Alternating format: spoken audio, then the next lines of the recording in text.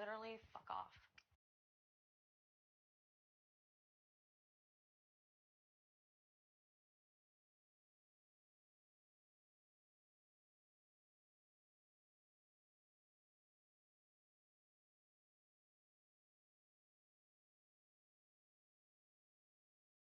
Literally, fuck off.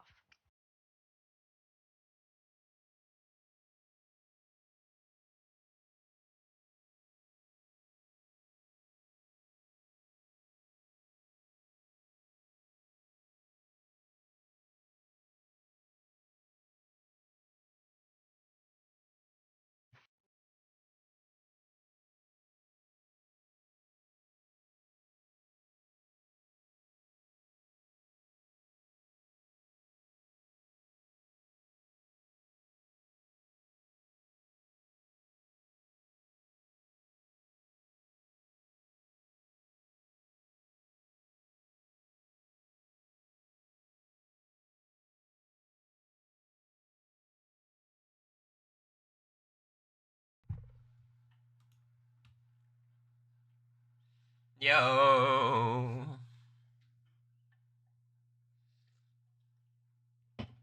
This song is fucking horrendous. You guys don't like Pretty Girl Rock? That's crazy. This feels right up y'all's alley. Oh, is today resub day? Thank you, Brenna, Katie, Laker Girl, my condolences. Jerry. You're looking under the weather. I feel okay, actually. I might be a little bit like NyQuil knocked out right now, but I feel a little bit better. I was digging the song. Me too.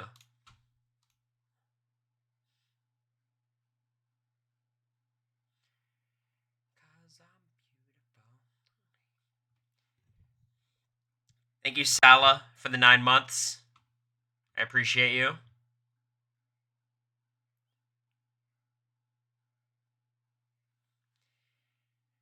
Wast, thanks for the 9 months. JPR, thanks for the gift. Still barely above 1K subs. You'll have to see it. Y'all enjoy Kevin Jacobs' live feed update? What a present to wake up to.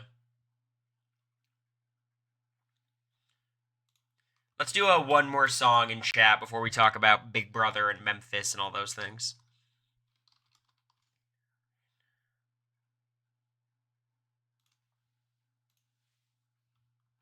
Steph Wirt. You just gave like $2 to Amazon instead of just Venmoing me $5, but I do appreciate it. Thank you, Mom.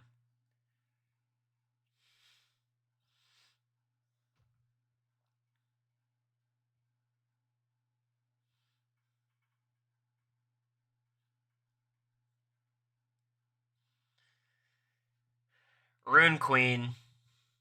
I love you subbing yourself. Treat yourself, Rune Queen. Doesn't always have to be gifts. Didn't I help one of your listeners? I suppose that's true. You know what? It's not all about me. And now, this is what they played this all the time in the house, and I've never heard it before. It's like before my era, I guess.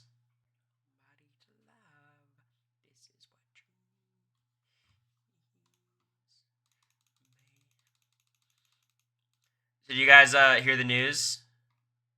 I'm beefing with Taylor Hale.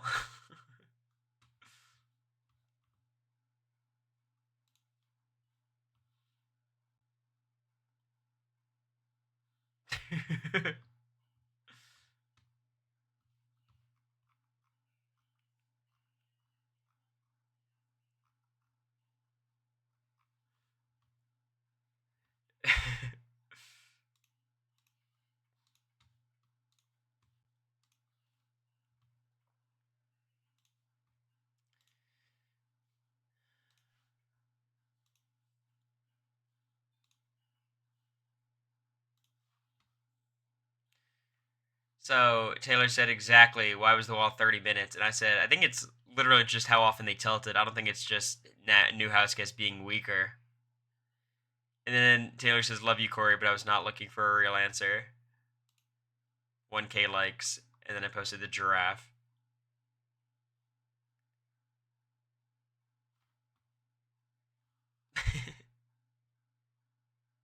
Taylor gagged you a bit, as she should. Okay, you know what? I didn't get Taylor's comment, but it's fine. Like, obviously, it's not a big deal. What pissed me off was all the responses defending me, being like, it's okay, Cory misses social cues sometimes. It's like, what? What do you mean? It was like in the house, someone's like, I think you did so well considering, you know, like I'm also on the spectrum. It's like, I appreciate that for sure. The kind words. Obviously, I don't take offense to it, but it's like, what are we? I'm like reading it and I'm like, all right.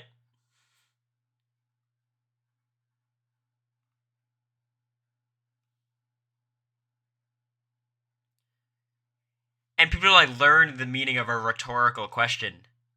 It's like, there's no indicator of what's a rhetorical, what's a not rhetorical question. I was like, that's crazy. He misses social cues sometimes. I'm like, I guess everyone does, right? Also, justice for me. I don't think this. I think there's worse pictures of me. I don't think this is terrible. First of all, here, look. I'm not going to argue. I refuse to argue that I'm better looking than Cody Calafiore. I think Cody's one of the most attractive men to play Big Brother. But this much zoomed out of Cody and this much zoomed in of me, you don't need favorable framing to fuck me up.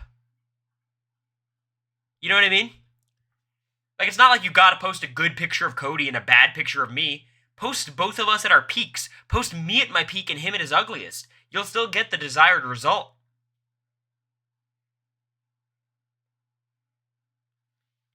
This feels like rubbing salt in the wound. So I responded with this, the classic.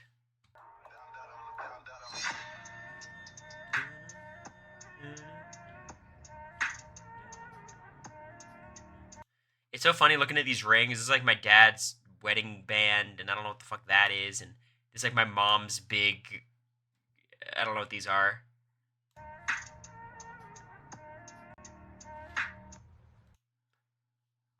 So, I was kind of on a tear in the Twitter replies. Past couple days, it was this I thought was funny. Turner posted, "I'm supposed to go up against someone like Cory or Quinn. Fuck you, bro." So I posted this. You won the poll against Matt? Yeah, but that's not fair. Like, we need a neutral site. It can't be on Facebook. It can't be on Twitter. It's got to be like Instagram, I think, is the neutral site.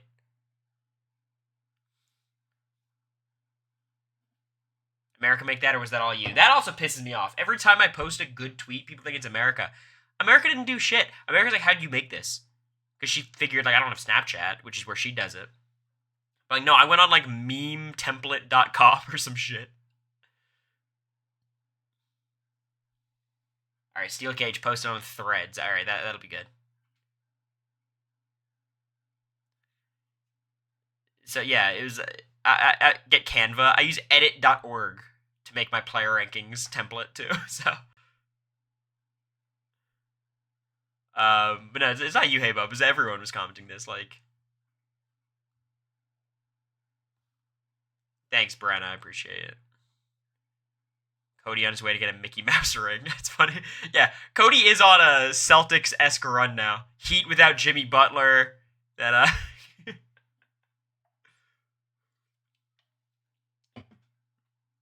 Giannis is injured. Pacers with an injured Halliburton. Like,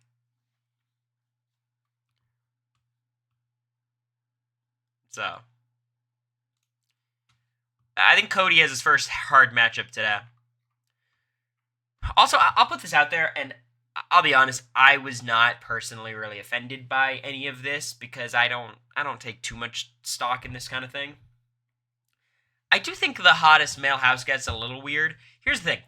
I want to acknowledge that I don't think it's weird from the standpoint of a fan, which I was until very recently in my life. But I guess being a player now, it is very weird, and I think like I'm not a proponent of, well, if you reverse the roles and it was the women, because I think usually people do that to deflect away from an actual problem. But like, it would be very inappropriate if they were doing this with women, and I think everyone on Twitter would agree. And I do think that like self consciousness goes both ways when it comes to stuff like this. Um.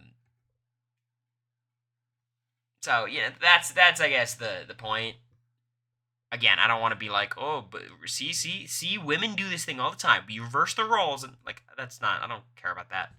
I just think like it's probably not good overall.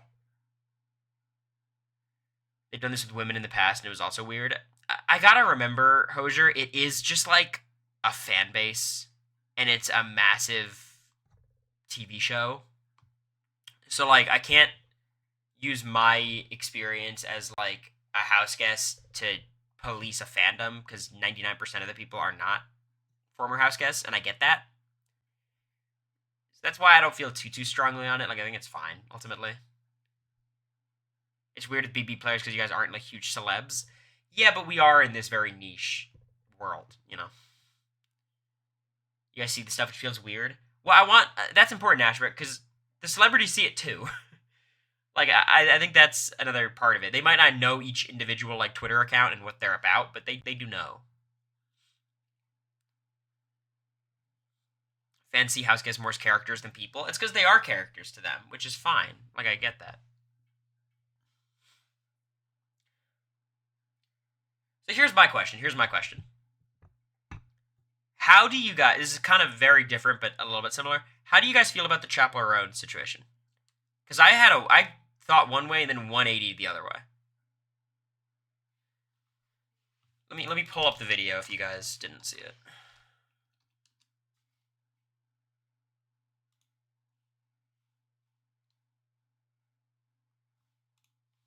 I need you to answer questions. Just answer my questions for a second. If you saw a random woman on the street, would you yell at her from the car window? Would you harass her in public? Would you go up to a random lady and say, "Can I get a photo with you?" And she's like, "No, what the fuck?" And then you get mad at this random lady? This is the part of the video I don't really agree with because, like, okay, I am fully on her side in terms of she's a celebrity, and that means people are not entitled to her time or her picture, her or anything. She can live her life however she wants. Turning down a photo, you have no right to get mad at her. But I think this metaphor is crazy. Would you be offended if she says no to your time because she has her own time? This analogy is not it. Would you stalk her family? Would you follow her around? Would you try to dissect her life and bully her online? Celebs come with perks and downfalls. You can't have one and not the other. So here's the thing, Desi. The perks of being a celebrity are great, right? And they're kind of like are going to happen no matter what. Because usually those perks, most of them are money. Sometimes notoriety can get you into places, and like there's benefits there. But like acting like the pros make the cons like necessary is ridiculous. Because ultimately, like the downside is super preventable by us not being weird as fans. This is a lady you don't know, and she doesn't know you at all. Would you assume that she's a good person? Assume she's a bad person? Would you assume everything you read about her online is true? I'm a random bitch. You're a random bitch. Just think about that for a second. Yeah, so I agree with her 99%. I think she's right in terms of like she doesn't owe you shit. If you're mad at her for not taking a picture, you're being ridiculous.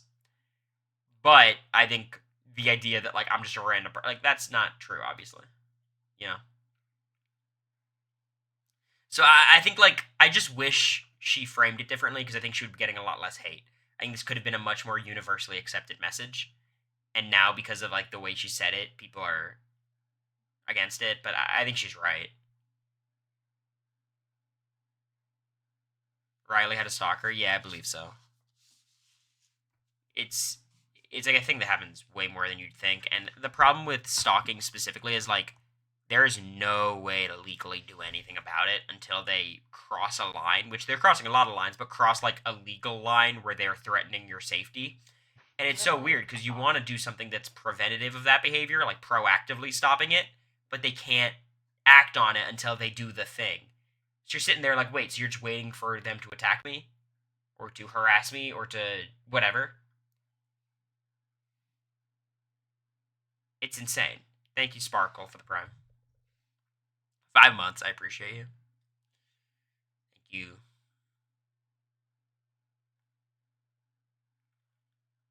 So that's what stalking is so fucked up. Like, the legal, sphere, policing is broken, and stalking is one of the most obvious examples of, like, forget about the whole side of, like, oh, they are gonna, fuck off.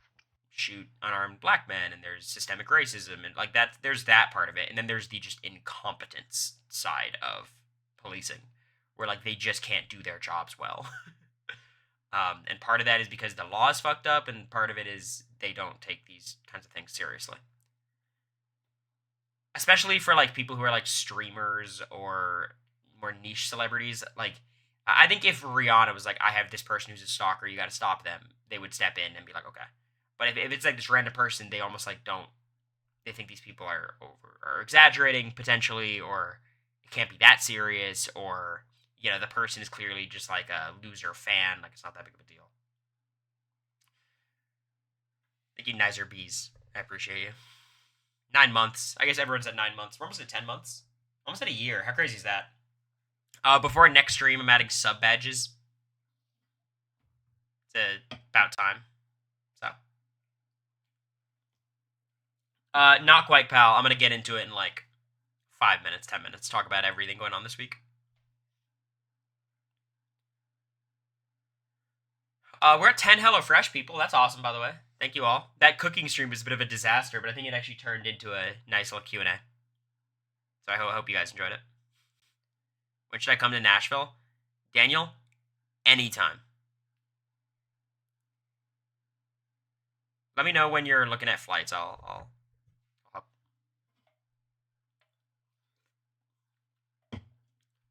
Oh, not Goo Boy, too. Honestly, you guys probably should wait till at least August 30th, though, because we get a second bedroom then.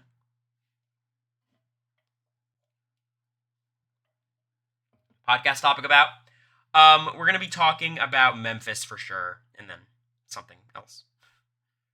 It'll be a formal podcast, though. We're thinking of, in our new apartment, having like a little podcast studio set up. Really? Not like a super fancy thing, but like an actual backdrop and setup and everything. Thank you, Jexosaurus, for the Prime. You're going to LA next week? What's in LA, Mom? What are you doing? Not Memphis from BB10. No, not quite.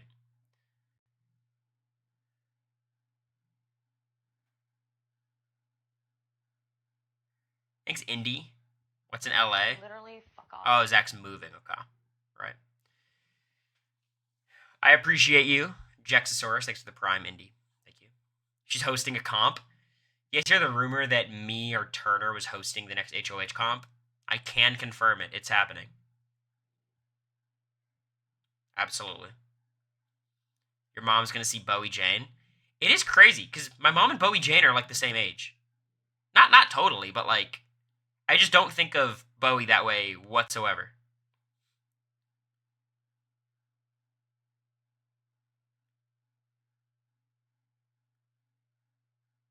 Quinn would die.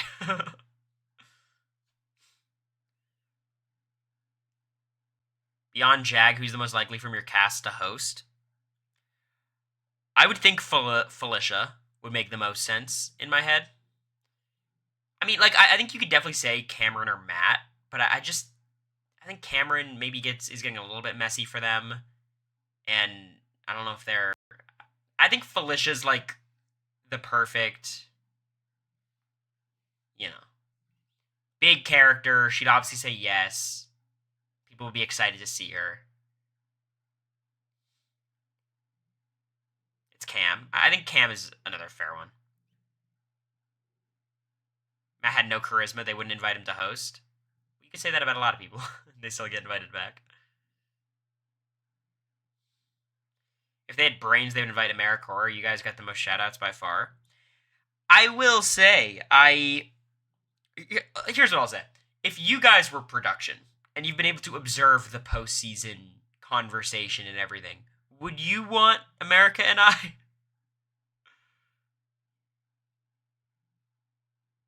Like, look, I think you're right. Like, I think they're wrong, but...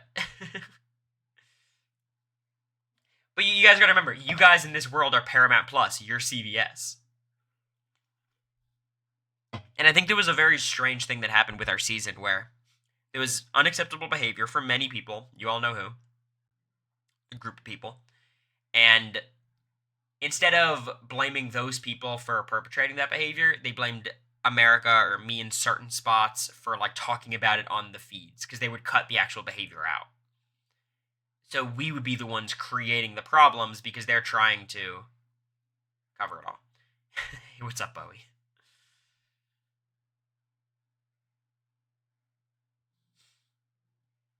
That's the way I view it personally.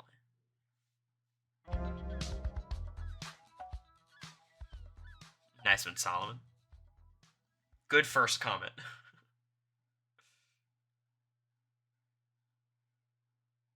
You went to Japan the other day? Oh, that's cool.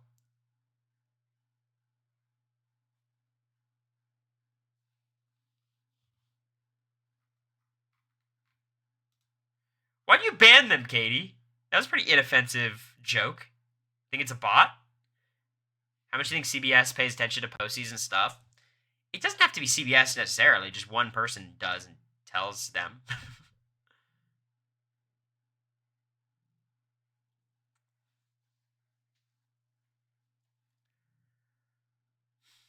So that's the way I think America and I are kind of viewed. It's like, you know,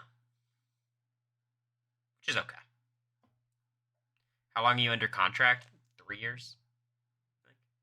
Anybody watch The Anonymous? I feel bad because, like, apparently, like, you know, they're hyping up the show and X is trying to do so much to get people to watch it, and then it's on fucking USA at 11 Eastern or some shit.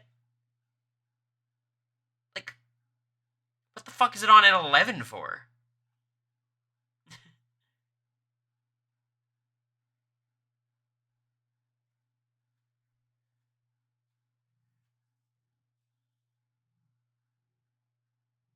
It's the show with Xavier. It's like The Traitors, The Circle, one of those kinds of shows.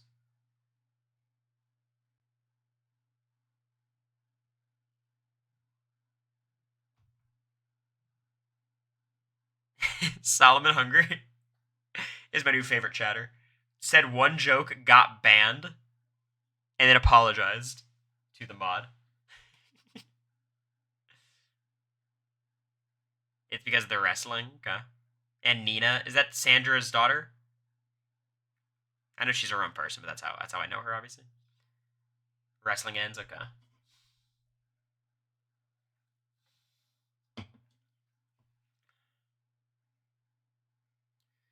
Alright, y'all. Are you guys ready to get into the Big Brother news? A lot to talk about. Been an eventful couple days in the house.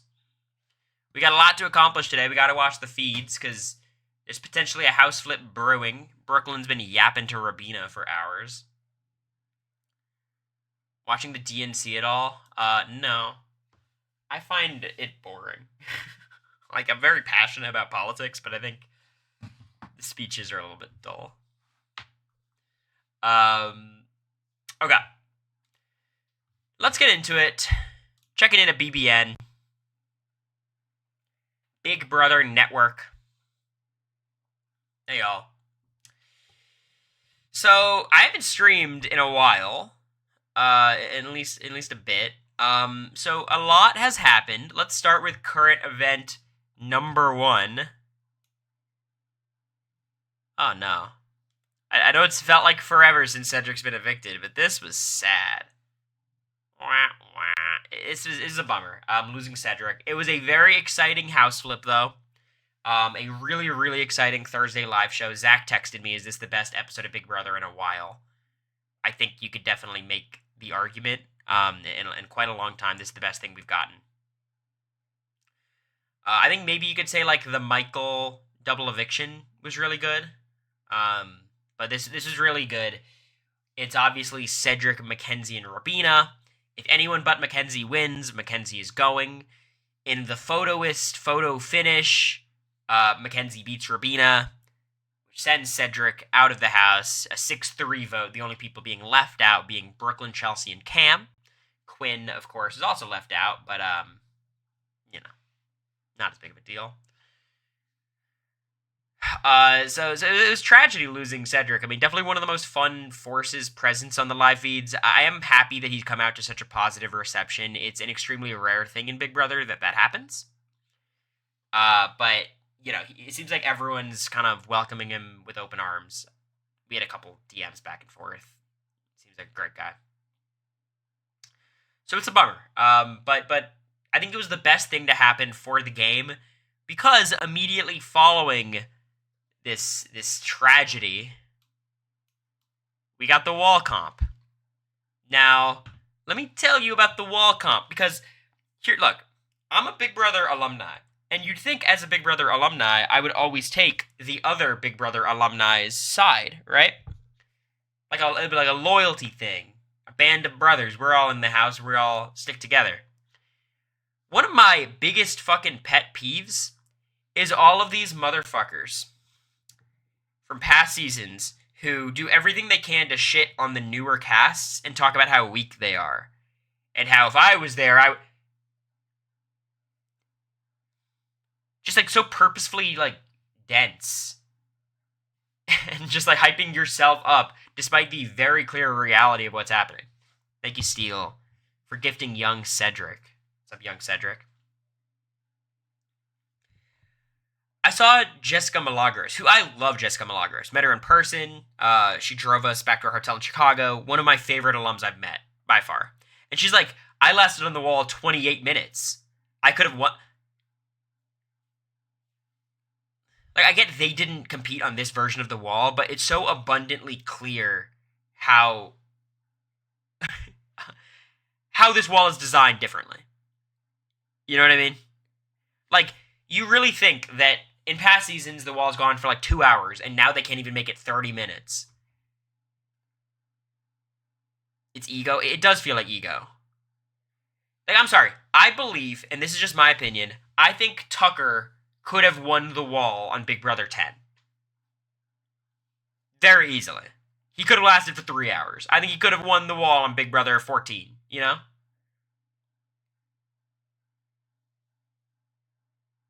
It's just let's forget about these older seasons. This wall, Big Brother 26's wall, was significantly harder than Big Brother 25's wall. The reason is pretty simple. Obviously, there was more goo, but the goo's not even the hugest deal. The water was the same. It's just how much you fucking tilt it. The more you tilt the wall, the faster it's going to end. And that was it. They just tilted the wall more, they tilted it farther, they tilted it longer, and that's why people fell faster.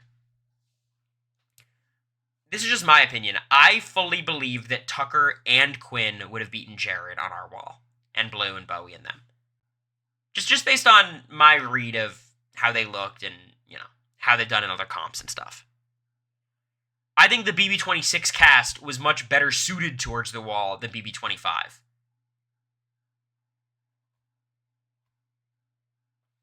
But that's not reflected in the times because the wall was more difficult. So it was just very silly to me, the conversation going around of all the old BB players patting themselves on the back when it's I was on the wall for 20 something minutes. If I was on this wall, I'd probably be there for 13 to 15 minutes. It's just harder now. They don't want to be long endurance comp anymore. I think it's just a lazy thing. I think it's just get it done. I'm almost surprised, though, because I feel like they'd want to get more out of the wall, considering it's such a big set, an expensive set to build, and it's, I feel like it's annoying that they do this whole thing for a 30-minute comp. Jag did not throw the wall. No. Bowie did, not Jag. I could last a month on the BB26 wall. It's pretty good. More time for deals to happen, which is always good. Isn't it? Did they ever, like, have people go inside during the wall? So just the competitors were outside? Because I feel like there were more deals made then, but that might have never happened. I know they do that during the final 3 HOH a lot. That has happened, yeah. I think it's better. I think after you're out of the wall, you should go inside. IMO.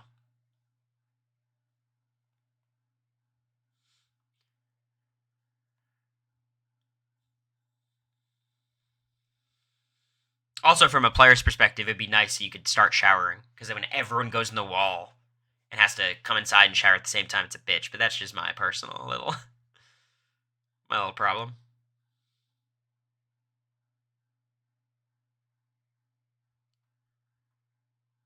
Didn't someone tell the group to go inside one time?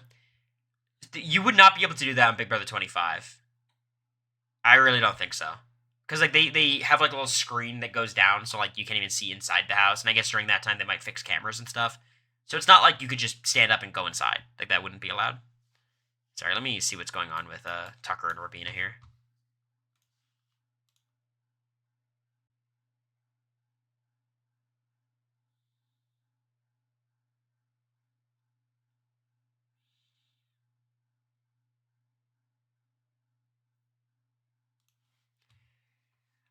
I will say, we'll get there, but I think Robina is going to be the one who spoils this flip. And everyone's going to be anti-Robina, and it's not even her fault. It's everyone else's fault for thinking she would flip on Tucker. But that's my prediction. We'll get there. So Tucker wins the wall against Quinn. Apparently Quinn doesn't take some deal, which people are saying, like, yo, like, he wouldn't have honored the deal anyways, Tucker. I think Tucker absolutely would have honored the deal. I think Quinn is Tucker is a madman. He would have honored it 1,000,000%. Like, he hasn't shown us anything to, hint that he wouldn't. Could he flip on him later in the week? Sure, he's kind of unstable in that way, but I think Tucker is, like, a loyal player. He wouldn't go back on a deal that he made in front of the entire house. And I think Quinn probably just thought he could win. Because he's like, oh, Tucker's trying to make a deal. That means he's on his last legs. He's on death's door. But so is Quinn. So I think you should take the deal if you're Quinn. And, It depends, though. If he just, his arms gave out versus if he just slipped, I get him not taking the deal. But if I'm Quinn, what I say is, like, bro, no matter what, like, whoever wins, neither of us will put each other up. Like, let's fight this out, but you're good if I win. That's what I wanted to do with Blue during Soulmates. Like, I wanted to be like, Blue, we're both good, and, like, whisper it in her ear, but it just didn't. There was no time during a live eviction like that. Do you think Tucker could have lasted another 45 minutes like he said? No, but I think he was always going to win the wall.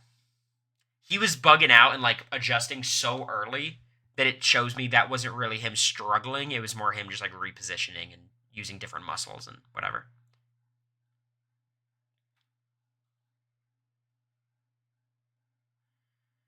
It worked out. It did work out for Quinn Kelly, but that's not because it's not because Quinn, like, did well.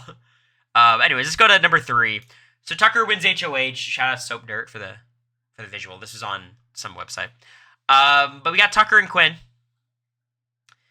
And Tucker is making a deal with Quinn. He says, Quinn, I'm going to put up you, Brooklyn, and Cam. Brooklyn's the target, and I'm going to use the veto on you to backdoor Chelsea and still target Brooklyn. Very weird plan. I think not enough people are talking about how Tucker, even entertaining using the veto on Quinn, is one of the stupidest things I've ever seen in my life. But that's his plan. And all Quinn has to do is be quiet. That's it. That's it. Just be quiet. But it's Quinn, and he can't help himself. And I will say, like, it's getting harder and harder to defend Quinn. And what I like about Quinn is he's pretty self-aware about it at this point. Like, he's like, damn, I suck. He's not, like, delusional in his game ability. But whatever. So Quinn says it to Brooklyn. He says, I think I'm the pawn. I think you're going home. Or something to that effect. More so, just I'm the pawn. That gets obviously immediately back to Tucker, and Tucker's pissed. Super, super pissed. Now, here's what I'll say. I think the idea of Tucker using the veto on Quinn is kind of interesting. So here's the argument. You take Quinn off the block and put up Chelsea and leak the Pentagon, or you announce the Pentagon to the House, right? That's not what Tucker told him not to say that he was using the veto on him, because the whole facade Tucker was putting up was that Quinn was the target. So while Quinn did not say Tucker's using the veto on me, he did say he's not the target, which Quinn knew he shouldn't have said that. But Tucker announcing the Pentagon and using the veto on Quinn paints a very clear picture to the rest of the House. Quinn is the one who ratted out the Pentagon. So Chelsea, Brooklyn, and Cam, after Quinn's taken off the block and another member of the Pentagon's put up and the Pentagon's announced, it's very obvious what happened. Now, could he have done the same thing and just kept Quinn on the block and said Quinn leaked the Pentagon? I think people still would have believed it. But I think the picture he painted with the actions was very clear, and that was the vibe from Brooklyn and Chelsea. They're like, oh, Quinn ratted us out. But it made no sense. It was a bad move, but it had an interesting effect. So I don't hate it.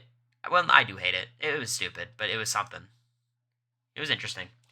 But yeah, they kind of go back and forth. Tucker's pissed at Quinn. I'm not going to use it on Quinn anymore because he leaked it. But there's a lot of people kind of fighting for Quinn. It's funny, Joseph's fighting for Quinn no matter what, even though Joseph and Quinn are not that close, seemingly. And then Takimo is fighting for Quinn too, until they find out that Chelsea's the replacement nom, and they're like, whoa, whoa, whoa, whoa, whoa, whoa. Whoa, whoa.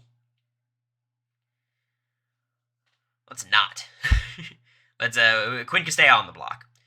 So, to Tucker, it should be very obvious Takimo's too close to Chelsea, and Takimo should be closer to Quinn. I get Quinn now wants to target them, but that is completely due to their own actions of distancing from him after betraying him, after he told them all the information. So I guess just moving forward, they are right to not trust Quinn, but they only can't trust Quinn because they totally fucked over Quinn. Is it a bad move if Quinn doesn't go after Tucker next week?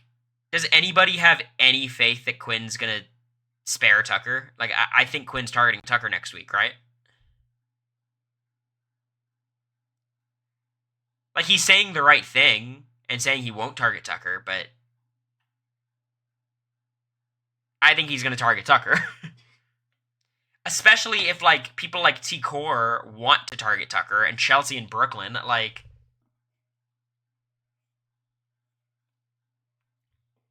wouldn't he backdoor him? You could try to backdoor him, but then there's AI Arena. And I'm sorry, y'all. I know you guys say he's going to put up Leah.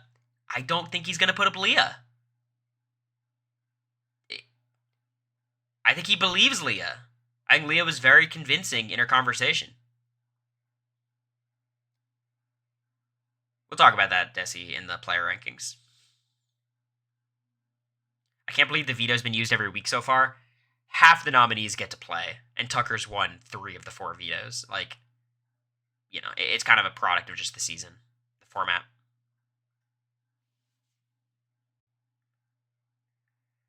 I agree with that. I think the optics is an underrated element. Okay, so that's kind of the Quinn of it all, but, ultimately, Tucker wins the veto, tied and go veto, which is very exciting. Very lame set of house guests, though. Them saying they don't want to mess up the house too much. That's the point of the competition. Come on. Live a little bit, guys. Shit. So Tucker wins again. It's kind of nice that I don't even need to get a new picture now. I just have a file on my computer called Tucker Veto that I just use every week. Thank you, GP Eastside. I appreciate you. Would you have done the Brett strategy? No, the Brett strategy is stupid. I was having an argument with America about this, and I wanna flesh it out. So, Quinn's veto has been found, and he said after that he went in the house and was just brushing his teeth, not even looking. He wasn't even looking for the veto anymore, right? And America was like, that's so stupid. He should have used it and tried to find Tucker's. But he had no idea of knowing which one was Tucker's. Like, for all he know, he could have been finding Brooklyn's or whatever. You're so annoying. America's right on this? Okay, explain it.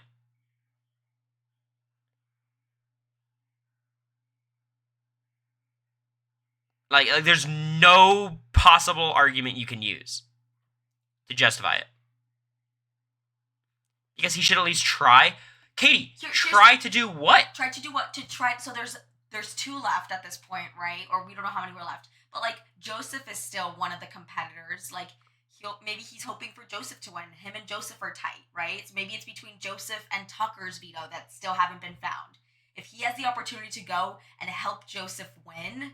But he might find Joseph's veto. Yeah, but it doesn't matter. It's better him finding one than not finding anything at all. No, it's the same exact thing. The only argument is, okay, well, if you don't find anyone's, you might give Tucker another turn, and Tucker's obviously not going to find his own, so you should end the competition there because there's a bigger chance. So he's like, I'm not even going to try. I'll let somebody else take that risk and find. I'm saying it didn't matter. Because they're going to go until there's one left. But the other argument is, like, he might be taking away a turn from Joseph to go and try to find Tucker's. The fact is, Quinn has no information of whose vetoes are left, whose vetoes is who.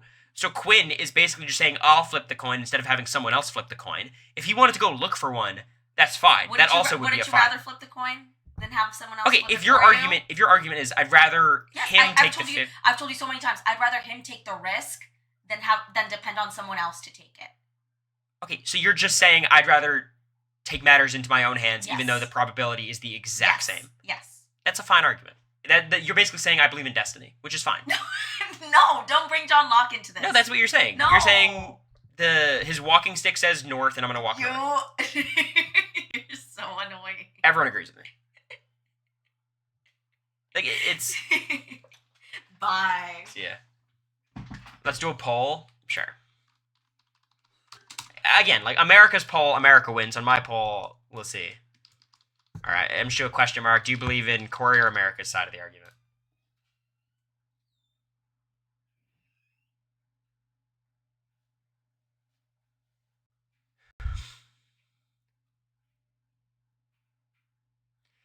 Yeah, but King, the probability is the same because it's the same way backwards but Tucker. Like, he wants Tucker to lose, which is silly because obviously Tucker is going to use it on him too. But, like, Tucker going in again won't find his own, is more likely to find Joseph's. So it depends on if he knows the order of when they go in the house. So if it's like Tucker goes and then Quinn and then Joseph, I think Quinn should not find anything because Joseph's going to get another turn before Tucker. But if it's Quinn, Tucker, then Joseph, Quinn might say, well, it's better for me to have it because I don't want to give Tucker another chance to find Joseph's.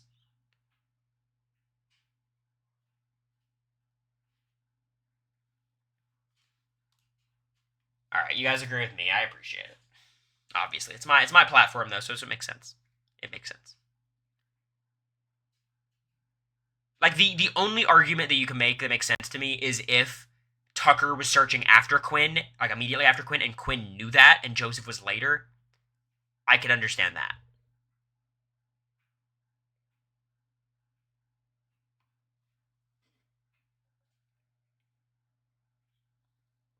Thanks, Katie.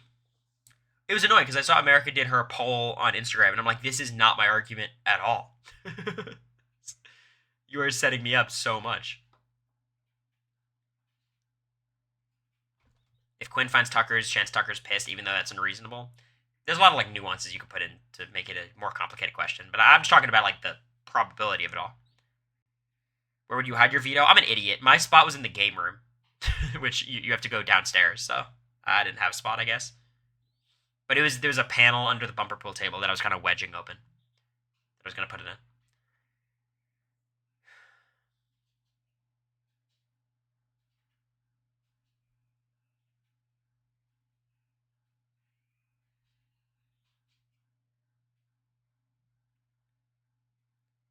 In Christian's opinion, he's the stats guy.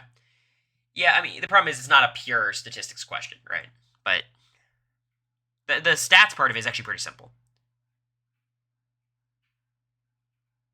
Put it in the toilet, then use the toilet. That would be something.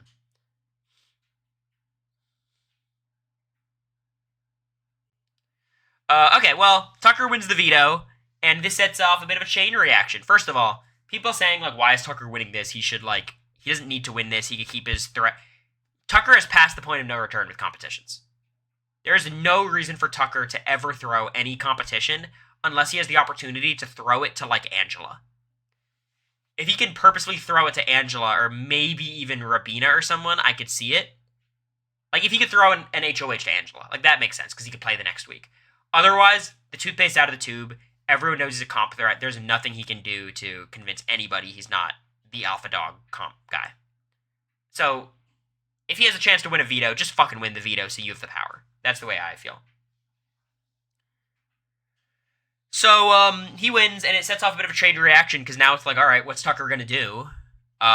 Is he going to follow through on this Quinn plan, or is he going to hold it against Quinn that he leaked it?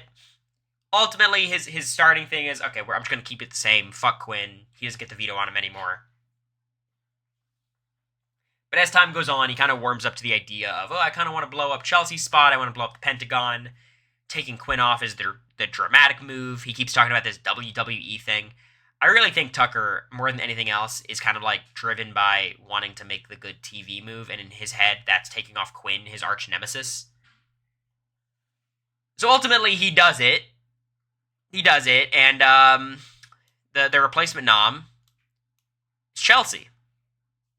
Now, I think a lot of people were waiting for the big blow-up. This is obviously going to be a big blindside to Brooklyn and Chelsea. They thought Quinn was the target. And with Chelsea going up, it becomes abundantly clear that one of them is the target. And Chelsea deals with it really well. I think she was a trooper throughout all of this. Kind of when, like, Me and America got blindsided, America did not react well, and I did react well. In our cases, it didn't matter. In this case, I think it will. Brooklyn reacted poorly to being blindsided. Chelsea reacted well. Brooklyn reacted poorly to being nominated. Chelsea reacted well. Chelsea's done extremely well this entire week, basically. And she's done well not knowing how much she's in danger. So I'm really happy with how she's played this whole thing. She basically was just asking questions. Hey, what happened? She confronted Quinn about the Pentagon, but did it in like a, hey, we could still work together kind of way. She confronted Tucker, but it wasn't really a confrontation. It was her being like, I'm not targeting you or anything. I get it. Let's move forward. It's fine. So, like, Chelsea has been a model citizen. I think especially when you get backdoored for seemingly no reason, like taking Quinn off, putting you up, you have to assume you're the target, but she hasn't panicked. I think she's made it clear that if she's up against Cam, it's going to be dicey, but she's at least secured herself. If she's up against Brooklyn, she'll be fine. And I guess the big conversation is, if she is up against Cam, what happens? And even more interestingly, if Brooklyn's up against Cam, what happens? So Chelsea's not in a great spot. She is in danger of going home this week. If she's against Cam, right now, I think she's going home. But she's, like, maximized her chances, I think. She's going to continue working. If Brooklyn wins AI, could Chelsea stay? It's up in the air right now, but she's working as well as she can, I think.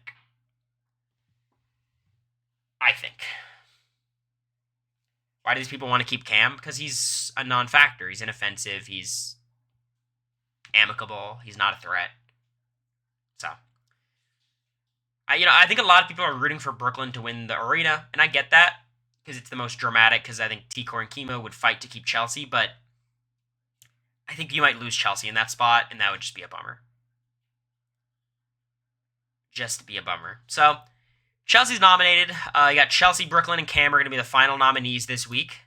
So we'll see how that shakes out. And then the final current event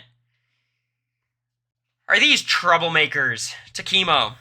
Because, and this is 99% T-Core, 1% Chemo. T-Core is very firm on wanting to keep Chelsea. She's already promised Chelsea she's going to keep her. It seems like Brooklyn also kind of convinced her to keep her over Cam as well. Now, T-Core is in a bit of a bind, because I know T-Core does care about keeping the Black House guests in the house as well, which obviously very understandable, but, Brooklyn is native, and it's kind of like you can't protect everybody, and last week they got rid of Cedric, so it's like, I think she's just internally struggling with that, and it's kind of showing in her conversations where, like, I feel like she's very overwhelmed with a lot of these decisions that she has to make, because Chemo is not helping her make any of these decisions. But it feels like T-Core has landed on wanting to keep Chelsea over everybody and then wanting to keep Brooklyn over Cam. That seems to be where things stand. The problem is T-Core is T-Core and is not going to have the ability to, like, flip the house herself. She kind of did it last week. But let's be real. Okay. This is where all the Takemo haters are going to come out. Or the Takemo lovers, Takemo stans, are going to start hating me. Their flip last week was terrible. The move was good. They executed it. But their execution was terrible. Like, it felt extremely up in the air in the last second. Like, Joseph didn't know the vote was flipping. Leah seemingly found out at the very end. Mackenzie had no idea. Like, this flip just could have flopped. When T-Core went into the booth to vote to evict Cedric, she might have been the minority. And they could try to do it again. But this week's a lot more complicated because Tucker has deepened a lot of his relationships. A lot of them. So T-Core, here's the votes. Let's talk about this. If T-Core wants to keep Chelsea, T-Core's a locked-in vote. Brooklyn's a locked-in vote. Chemo has to be on board. Probably will be with T-Core. That's 3. Then you need Quinn, which is very possible, but I know they don't trust Quinn, and they're infamously bad at getting or telling Quinn the information Quinn needs to know. That's their 4th vote, but Quinn is doable. And then the 5th vote has to be Rabina. 9 votes, you need 5. MJ and Leah are seemingly off the table. Joseph is seemingly off the table. Angela's definitely off the table. You think you could get Rabina? Look, Rabina's saying all the right things. If I was them, I would think it's a possibility too. But Rabina flipping on Tucker there's not precedent for it on Big Brother. This doesn't really happen. And they're not as serious of a showmance as a lot of showmances, but they're real. They sleep in the same bed a lot. Why don't they like or trust Quinn? They should trust him more, but at this point, they're right to not trust him because he doesn't trust Takemo. Because he's not an idiot. I think this vote flip is a lot harder to pull off than the previous ones. Because last time they had Tucker's support, this time they don't. And the problem is with Tucker is, as much as we criticize his strategic decisions, socially he has a fucking army behind him. The way people talked about Riley last year is how Tucker is actually doing it this year. He's got a cult. It's not even clear Chemo would try to blindside him. The only thing they could do is try to convince Tucker to get rid of Cam. But I think Tucker really has his guard up to T-Core and Chemo trying to convince him of things at this point. He was very anti them, trying to push MJ. I don't think he listens to Rabina at all. The only person he seemingly listens to is Joseph, and Joseph has no interest in taking part in this. Because Chelsea hates Joseph. This flip feels really hard to pull off. Like, really, really hard to pull off. So that's kind of what we're watching today. We're seeing, does T-Core do anything? Is Chemo actually on board? And can they get someone like Rabina, someone like Quinn, to make the flip happen? Personally, I don't think they should. I think it's too hard to get this group together. I think keeping Cam is bad for them. And I think they should want to keep Chelsea. But it's hard. Like, I just don't see it as a possibility, really. The fact that Rabina is the swing vote is like, what are we doing here? So, that's the news. It's been an interesting-ish week. I think it's been good. I'm enjoying the Tucker HOH, honestly. I think, like, him being the big HOH with the robe, making the nominations, has allowed people like T-Core and Rabina and Chemo to be like, this guy's a problem. Which it should be abundantly clear, but I think him being the HOH makes it more clear to them. So we'll see. How mad would Tucker be if Takemo flipped on him? He'd be furious. I think the difference is I think Tucker would want to, like, leave. Especially since he can't play in the next HOH comp. He'd be like, shit, I really have no one in this house. maybe then it would actually be him and MJ against the world, finally. And there's a lot of subplots this week that I haven't really talked about in the news. There's Joseph's Cam talks being insane, and MJ being insane, and Leah being insane, but, you know, we'll get to that in the player rankings. And when I say we'll get to that in the player rankings, I mean now. Do you guys want to do it?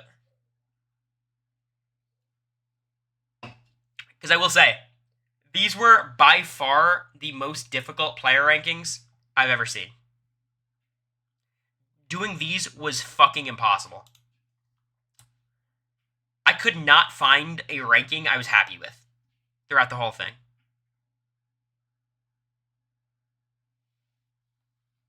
I'm gonna deny that message, Woo, because I just don't want to see those words together.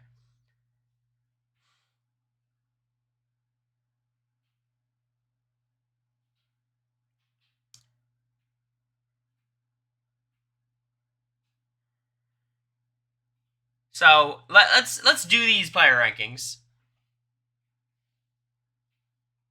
Yeah. And the chopping block has expanded a bit. There's way too many players I think are doing poorly for me to rank them higher. Based on position or how they're playing. I'm so glad you asked, Skirt. Cory Wurtenberger's chopping block and player rankings is not based on your pure position, your game ability, your win equity, your short-term or long-term security. What is it, y'all? What do I always say? How do I describe it? Someone better know this. I'm going to be furious. There's a specific phrase I use to describe my player rankings. And I'm starting to realize no one's typing it in, that I got to be more clear about it. All right, Moose, you're close enough. It's a rich tapestry. It is a rich tapestry of all these different factors put together. It's your win equity, your game ability, your short and long-term security, your chances in front of a jury, your competition ability. It's a rich tapestry. Okay? So you have to consider everything. And I will say, what's so complicated about this season right now is a lot of the players who I have faith in their ability as players are in the worst positions. And players in good positions, I have no faith in their ability. And players with a lot of win equity have no short-term security. All of these factors are going against each other. There were several points last season where you would look at Suri and say, Suri has the best short-term security, long-term security, and win equity, and I have the most faith in her as a player. Nobody this season checks all those boxes. None of them. Which is why the season's been pretty fun and pretty unpredictable. So we're gonna look at the rich tapestry to try to do these player rankings. And we'll just see where we go. So, who do you all think I have as the number 12, the final player, the worst player of the season, from my perspective? Who do you guys got? Because it was not an easy box to fill. Leah, Brooklyn, Mackenzie, Leah, MJ, Leah, Cam. MJ, Leah, Cam, Brooklyn, Leah. So here's who I put. And I don't even know if I believe this, but I'm gonna stick with my argument. I have Cam. So here's why I have Cam. I think Cam, to me, has the worst combination of I have no faith in him as a player. He doesn't have short-term security because he's on the block and could get voted out this week. And I don't like his positioning at all. I don't think he has, like, long-term options or win equity. Look, I will say, he has more win equity than some people. I think he has more win equity than Leah and Angela. And, like, he's not the bottom there. But, short-term, he could get evicted this week. Long-term, I don't like his spot. As a game player, I think he's terrible. Like, he has the least things in his pros column. The only good thing he has is he's probably going to be good at competitions, but we haven't really seen him do well yet, but he's probably good at competitions. And he's not super self-destructive. Like, if he stays this week, he might just hang around. He's got basically nothing going on socially. He's got actually nothing going on strategically. And that might be a saving grace. Because people just think he's such a non-factor. But people are not going to respect it in the end.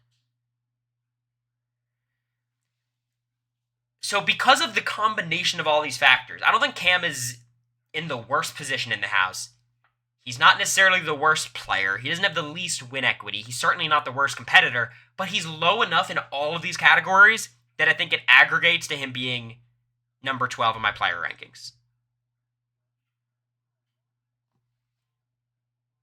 So that's where I'm at with Cam. I could see the argument for him being much higher on this list. I just don't. I'm not making it. Now let's go to number 11. Who do you guys think I have? Who do you all think?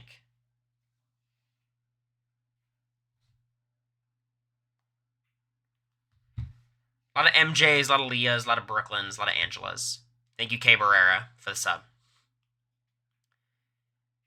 I appreciate you. 9 months. All right. Now here's where I'm going to start being a little bit more consistent. At number 11, I have Angela. Angela's a weird one. She has a lot of short-term security. She's got a decent amount of long-term security. What kills me with Angela is I think she's 0 win equity. I think she's 0. I don't buy it at all. I don't think she has any chance of winning the game. She is literally a Tucker minion. A new HelloFresh subscription. Oh my god. We're at 11. Thank you to whoever did that. Feel free to claim in the chat. She's winning comps and she has a fine social game. Y'all, have you guys seen Angela like 19 times this season? Or not even this season, this week. Seemed like she was on the edge of blowing up her position again. Am I the only one who sees it? Like, every time she has a conversation with somebody, she's like, has to be comforted that they're not lying to her and she's not being ostracized from the alliance. Like, I feel like there's a lot of distance we're putting between right now and where Angela was a few weeks ago, and not that much has happened. She has security. Angela is not Cass. Cass is so much better than Angela. She's a minion to Tucker, which is okay for her game, but nobody respects Angela as a player whatsoever. I think she loses against every single person in the jury vote. I think the only person she had a shot against was Kenny, which was obviously never a possibility. I don't know how she wins. I think she has 0 win equity at all. Everyone else, I can see a path. And you're like, all right, Cory, who's Leah going to win against? Angela. Who's Mackenzie going to win against? Angela. Being more liked is good. That's a positive thing. But she's not respected game-wise at all. Look, we can start counting votes between her and Leah, but I don't think that's necessary. Angela's a very different case from Cam. I think Cam in every category is doing poorly. Angela's doing well in some categories, but ultimately, if you can't win the game, I don't care. And this is another point where I have to talk about her game ability. Is she number 12? Do I think she's the worst player in the house? Yeah, I do. And I think you could argue Leah or MJ, I get that. But Leah or MJ have such a lesser capacity for self-destruction. I can't forget what I've seen for 3 weeks now.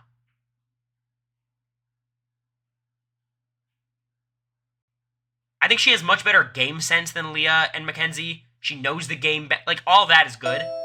But her personality is crazy for the game.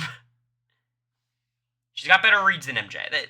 That's my argument with Angela. I have no faith in her as a player, and she has no win equity. I can't place her higher than 11th. But it was hard. Like, this bottom 4 or 5 was a really hard group to order. So with Angela being at 11, who do you guys have at 10? Who do y'all have?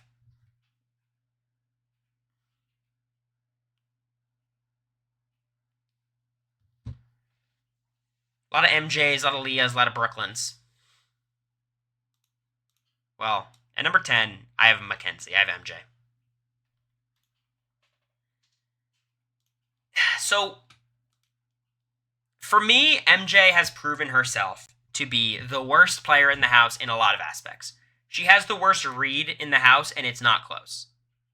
She is completely lost. She is playing some fan fiction of Big Brother 26 that none of us have access to.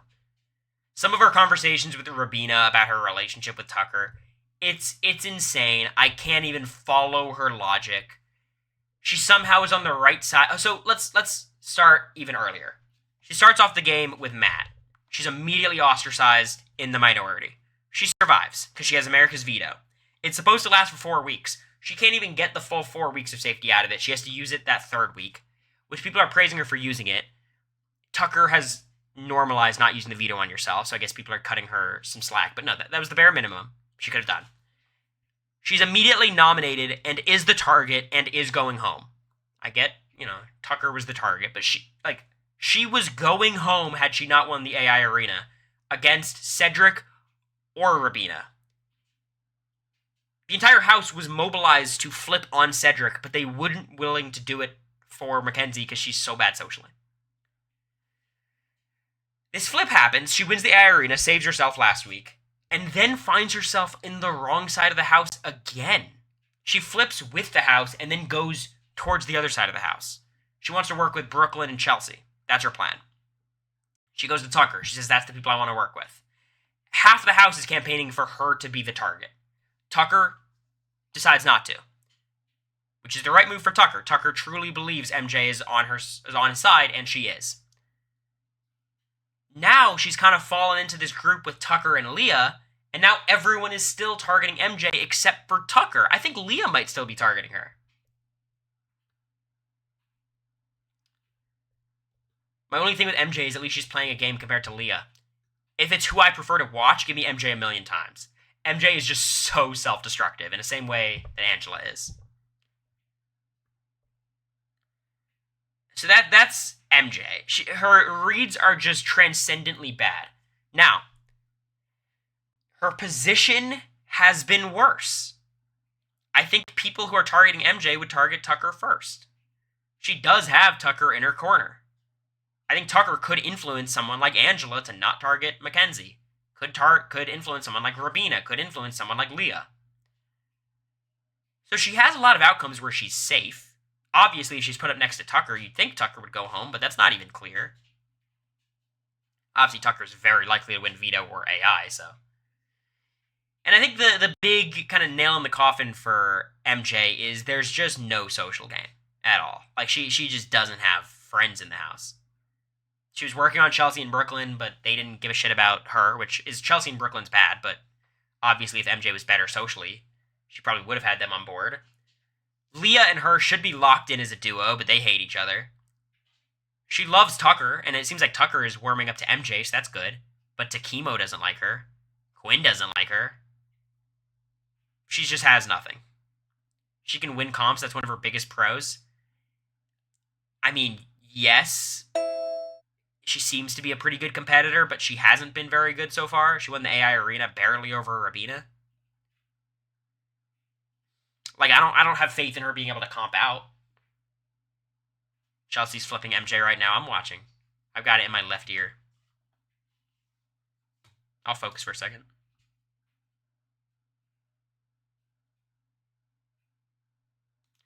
I think MJ is just such a Tucker minion, though. She's going to run it back to Tucker. The whole point about Chelsea is I don't think Chelsea will be able to stay if Tucker wants her to go. And MJ is a minion for Tucker right now.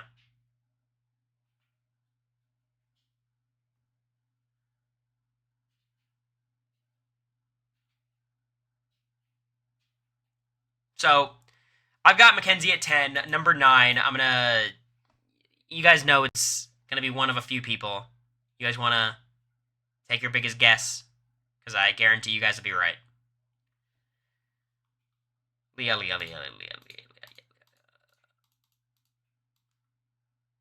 Uh-oh! Brooklyn's at 9.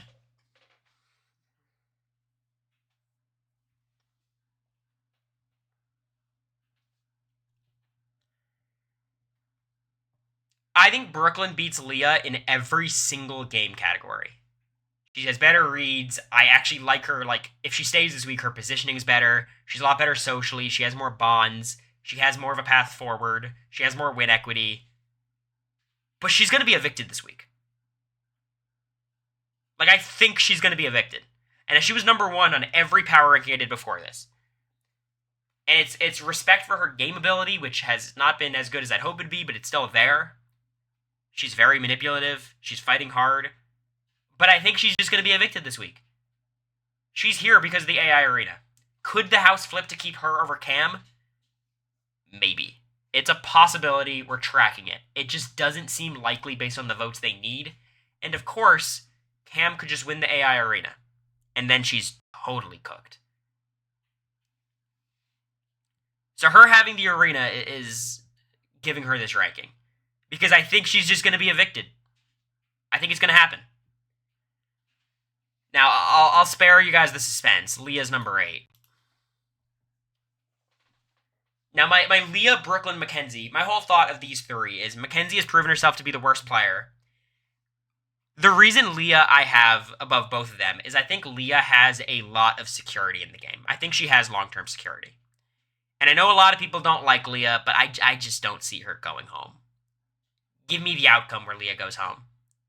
Who could win? Who wins? What are the noms? Like, it just doesn't feel possible. Because she'll stay against Mackenzie. I think she'll stay against Tucker. People are not going to waste an HOH on her. There's no reason. And I don't think Leah is drawing dead necessarily, because a lot of the people who want to bring her to the end, like, if she gets to the end with Angela, she could win. If Joseph brings her to the end, Joseph's going to win. But I'd give her a shot. You know what I mean? Like, I wouldn't close that door yet if Joseph truly wants to bring Leah to the end. And it seems like he wants to bring Tucker, but that's not going to happen. I just really feel like Leah is almost locked into the end game with more win equity than Angela. That's basically where I've got her. I think she's going to get dragged to the end. I think Angela could get dragged to the end, and then she could end up next to her. But as far as her game ability is concerned, she's terrible. Her preaching loyalty to the entire house is annoying, but I don't think it's really bad for her game. It'll become bad if she betrays people and is a hypocrite, but, like, I think that pisses us off more than it, like, hurts her game. Angela's story beats Leah. I think Angela would give a much better speech. I'll say that. Leah is someone who might not nominate Tucker. No shot she nominates Tucker, yeah. I like her positioning with MJ and Tucker, because I think MJ and Tucker are bigger threats than her. I think she's going to continue just kind of being like, I think America is a billion times better of a player, but in that America spot where her name is always up there, but she's just not going to go home until, like, there's no one left. That's where I feel. Yeah, who has a better story than Angela? Quinn feels too high? I agree. Does Quinn deserve to be lower than Cam, Angela, Mackenzie, Brooklyn, or Leah? Like, basically I'm saying he's still, like, middle of the cast, and it feels like he's been doing terrible, but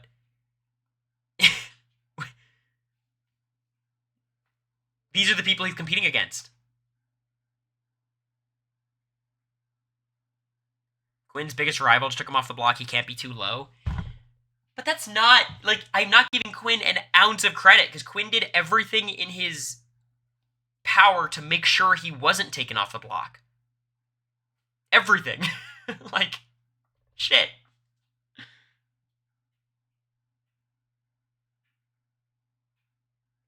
And Tucker still thinks Quinn's targeting him. It's not like he mended that relationship. Not a single decent player in this cast. I don't agree with that, but it's not many. So who do you all have at number 7? Do you think it's Quinn, or do you think I'm pushing him even higher up? Because this is the longest chopping block so far. We're almost at half the cast right now. I see a lot of Chelseas, a lot of Tuckers, a lot of Quinns. At number 7... not the right one.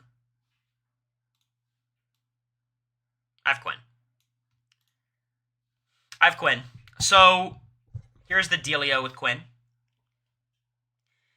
No one trusts him in the entire house. He has nobody. Who's Quinn's closest ally right now? Is it Joseph?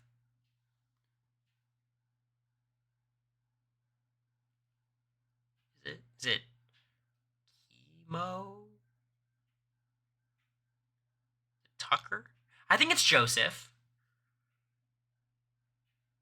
But Tucker, like, he's got no one. He has nobody who trusts him. Everyone thinks he's a snake. Everyone thinks he's a rat.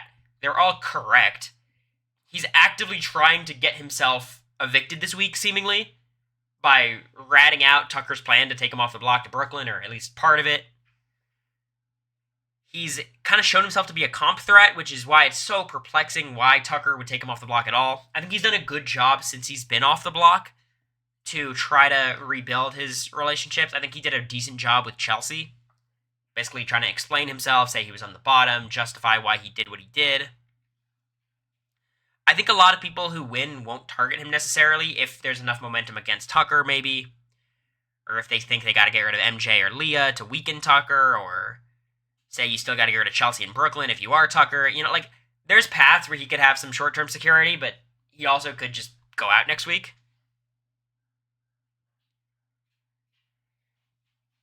Quinn just doesn't have a lot. Here's what Quinn has going for him. Whoever wants to make a move against somebody else needs Quinn. If if Takemo wants to act against Tucker, they need Quinn. And all of a sudden, Quinn can be brought into this new thing. If someone wants to make a move against Chelsea and Brooklyn, he can get on board with that too, because they don't trust him. Like, everyone doesn't trust him, so he's kind of a free agent, but no one wants to use him as a free agent because he's so transparently untrustworthy and chaotic. Now, do I have faith in Quinn's game ability? No. But I have more faith in it than I do in a lot of people. Like, I trust him more than Leah, Mackenzie, Angela, and Cam. So he beats them out.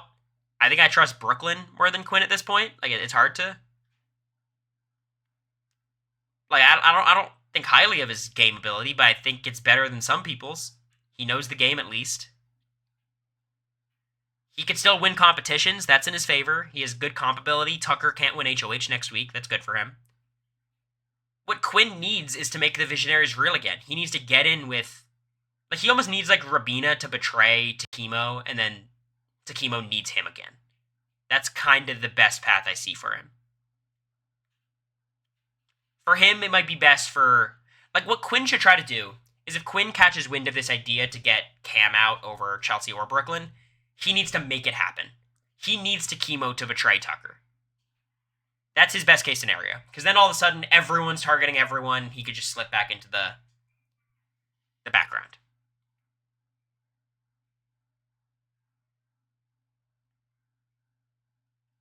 He needs the house to flip again. And it could, because he's one of the votes needed to make it flip, but that fifth vote is always going to be problematic. So that's Quinn. Don't like his position. Don't like his win equity. I don't like anything really, but he's not the worst in any category. He's not going home this week. There's players who are worse than him. He has decent comp ability. If he gets to the end, I think he can get votes. But there's not much to like about Quinn's game. There just isn't.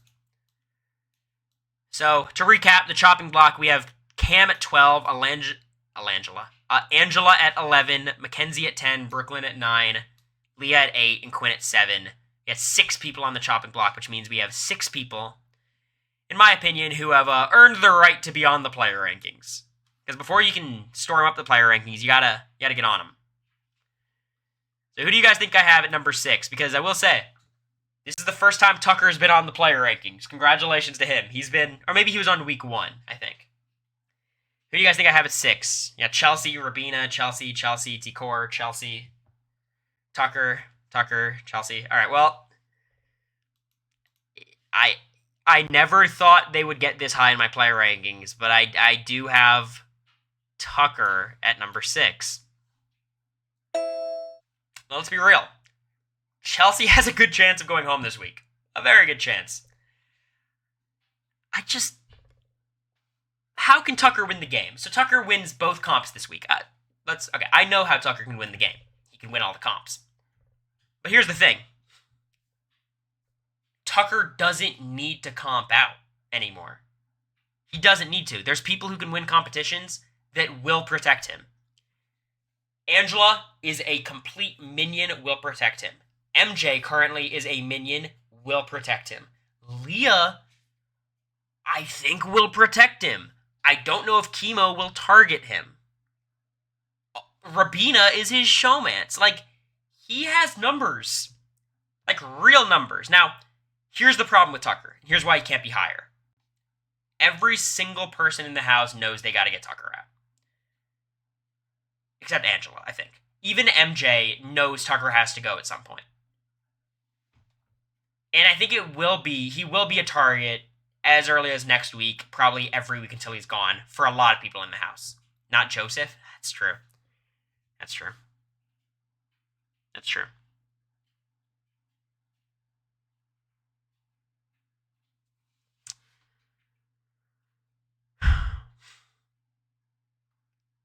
I guess here's the problem with Tucker, right? He just has too big of a target on his back, and we're at the final 12. It really is that simple. AI Arena's protecting him, but people know he has to go, and ultimately he's going to be put next to one of his allies, so he loses a vote there. I just think, like, the target's too big to comp out from here, and someone's going to win HOH and target him, and he's going to have to win a comp, and he's likely to do it, but he might not and just get evicted. And the number one point going against Tucker is what? What do you guys think my biggest criticism of Tucker is? I mean, Chemo, T-Core, and Rabina all were talking about it. Jamie. Obviously, Quinn knows it. Brooklyn and Chelsea know it. The only people who seem to be in his corner defiantly are, like, MJ, Angela, and Joseph. His biggest problem is he's a terrible player. Like, I have negative faith in his ability. His strategic mind is one of the worst I've ever seen. I said he was the worst player of all time. That was wrong. It was a little bit like, me trying to be a little provocative on Twitter, sure. He's not the worst player because he's way too good socially, but he might be the worst strategic player of all time. Like, he is horrendous. He kept himself on the block when he was the target. He had the veto. He didn't use it on himself, was the target. He wins HOH, uses the veto to protect his biggest op, who is probably the biggest comp threat outside of him. For no reason. And things have worked out because he's got a good social game. It's not a perfect social game, but he's got a pretty good one for a lot of people.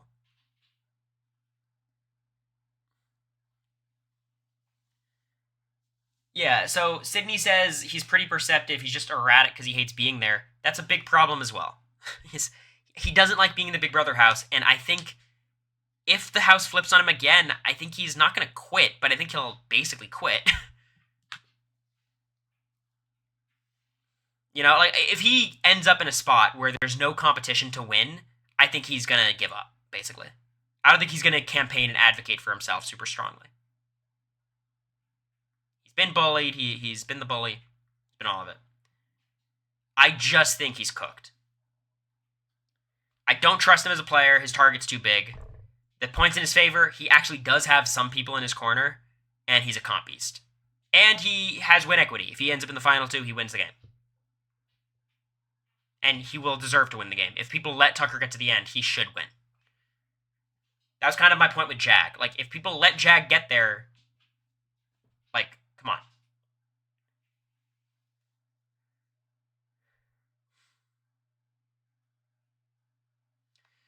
So I've got Tucker at 6.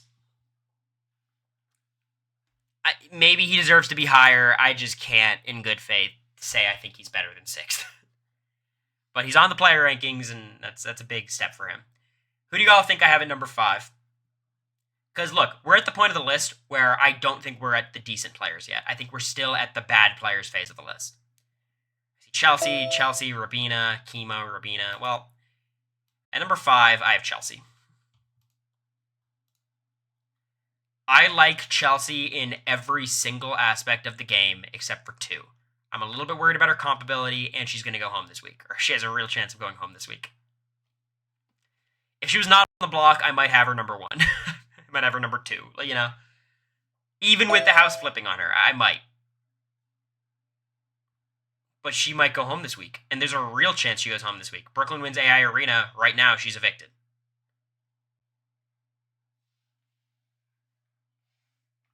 So, I got Chelsea at 5th. I think, ultimately, if she stays this week, she has a home with Takemo. I think Quinn will still be open to working with Chelsea. I think Chelsea has a better shot of working with, like, MJ. Even after all the shit she talked, like, she has the ability to socially connect with her and Leah.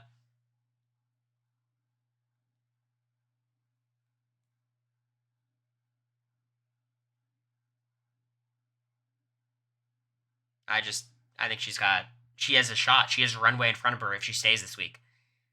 Obviously, it's best for her if Cam goes, but even if Brooklyn goes, I think that gives her a chance to even better integrate into the house. I think the problem is if she stays and Brooklyn stays, people are still going to view it as the remnants of the Pentagon. They have to be targeted.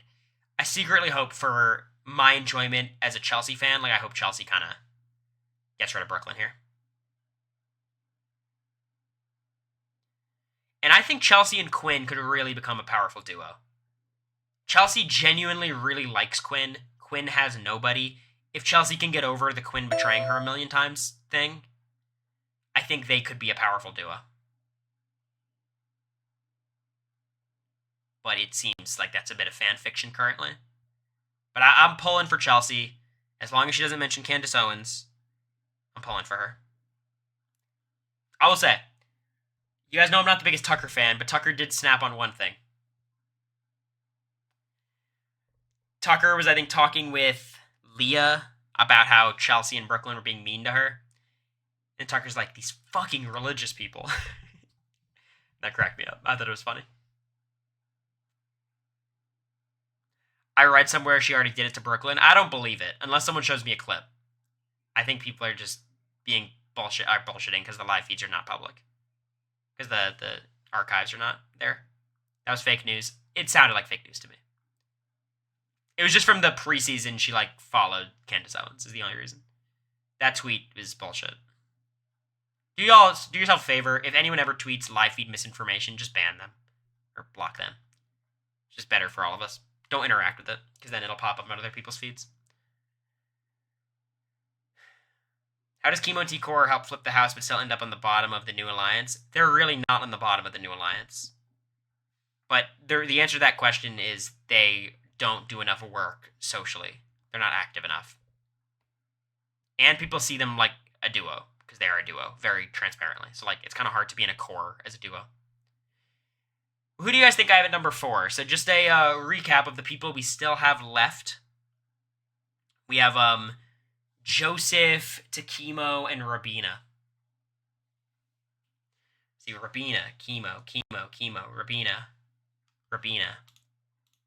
Well, at number 4, I have Joseph.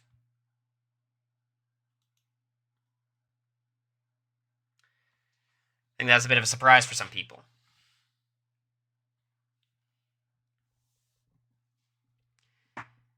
Here's the deal.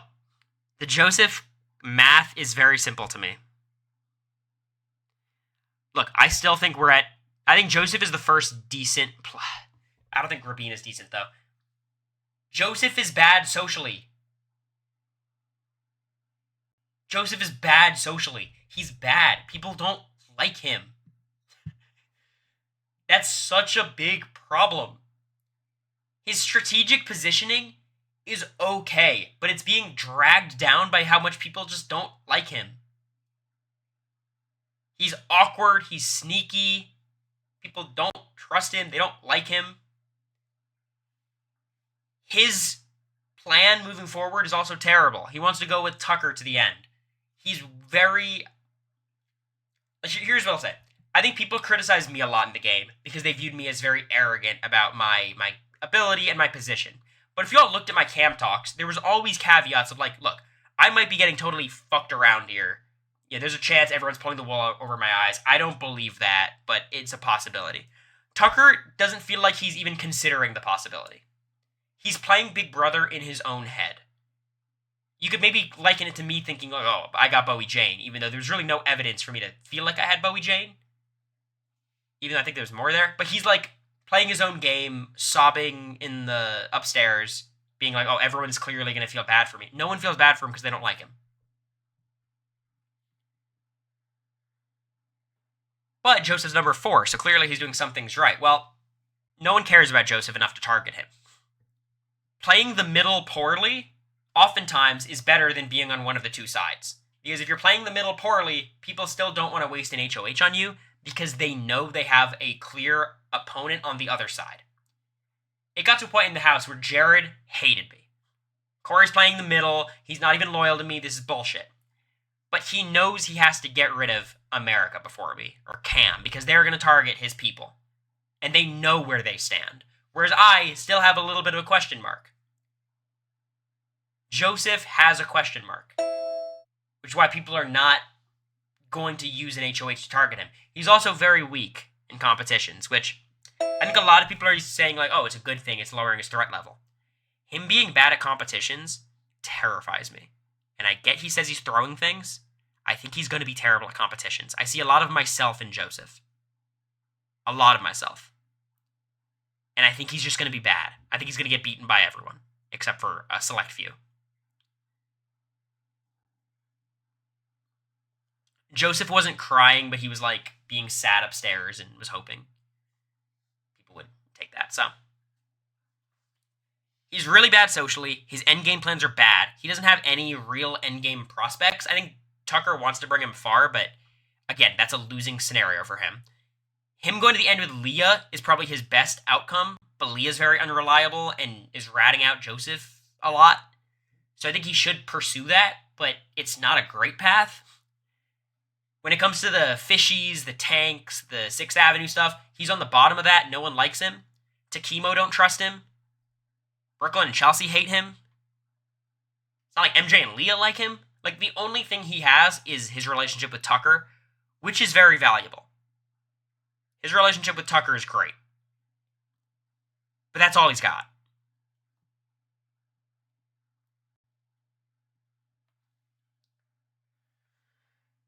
I don't hate his position. I think he has a lot of security in the game. I struggle to see some win equity. I really struggle to see the comp ability. I trust his instinct as a player. I think he's one of the stronger players in the house, one of the best strategic minds, but he's not on the right track. Who do y'all think I have at number 3?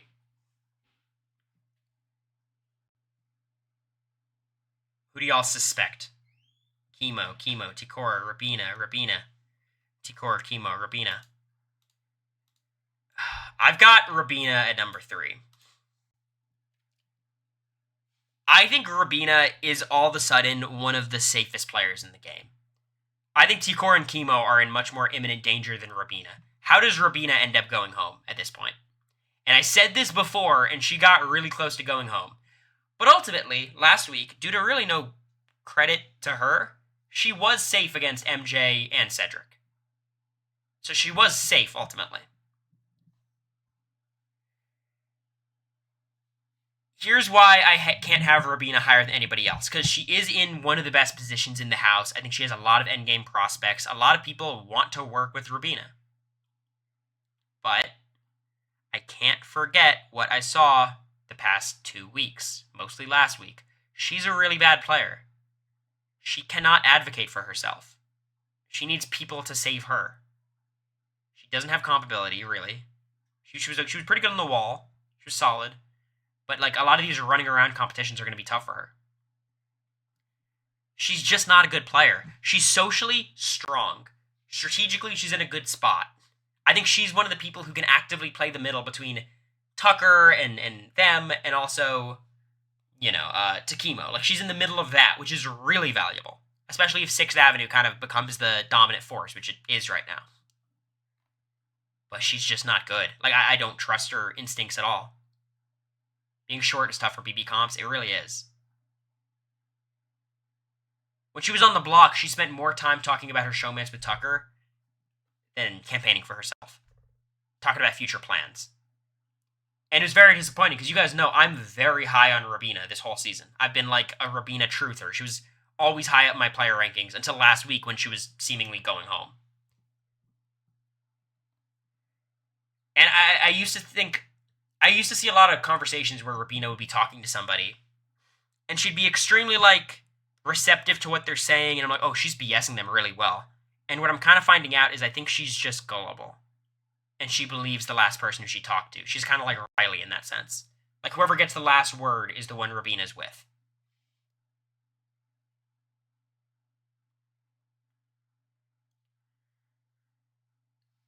So I'm just really low on Rabina's game ability. I'm really high on her position. And in this cast, with this set of players, and I'm high on her socially, which is huge. Terrible strategically, good socially, great positioning. For me, that's enough to get number 3. So that's where I've got Rabina.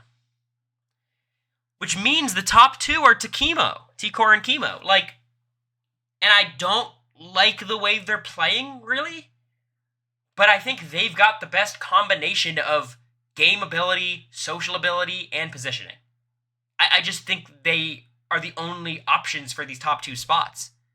I'd love to put Chelsea above them, but she's the target. I'd love to put Joseph above them, but he's terrible socially. I'd love to put Rabina above them, but she's terrible strategically. I'd love to put Tucker above him, but he's Tucker.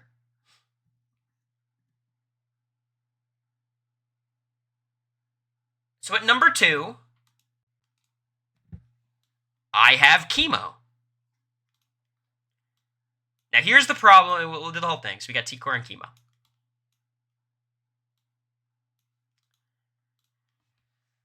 So, let's talk about this T-Core and Chemo situation. I have Chemo at number 2 because Chemo is a little bit too blinded by Tucker. Now this could be a good thing. Ultimately, I think Tucker might try to get rid of a T-Core versus Chemo. We don't have much evidence for that, but maybe that's something that matters down the road. What really, really worries me about Chemo is I have access to the live feeds, and I get to see him play, and I get to see T-Core play, and Chemo is just worse. Chemo's just a worse player than T-Core. He leaks way more information, he's way more passive, he's way more gullible, he's a worse liar. He's just worse than T-Core in every meaningful way. Does he have more comp ability? Maybe. But, like, it's not like he's a superstar who's first off the wall after Angela.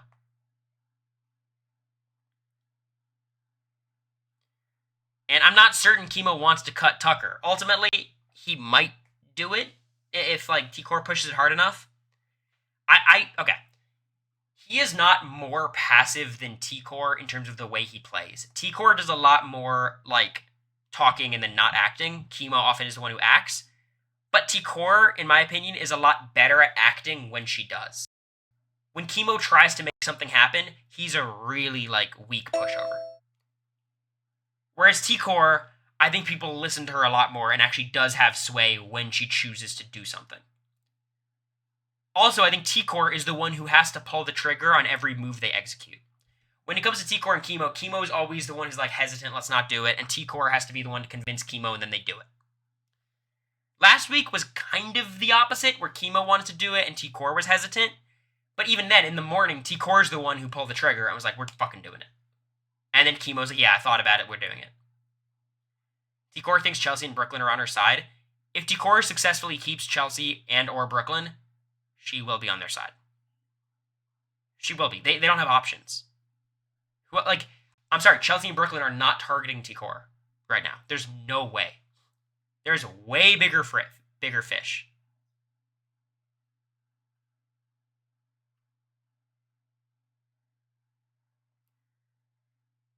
T-Core and Chemo are in the majority alliance. They're in 6th Avenue, which is good. They've shown a certain level of skepticism towards Tucker. T-Core much more than Chemo. But that's good. They have Rabina, kind of. Do they have her better than Tucker? It remains to be seen. Joseph wants to work with them. It seems like they have a better chance of working with someone like Chelsea than someone like Tucker does. Quinn is a problem for them, but I think that's a little bit amendable. I think they might be able to fix that.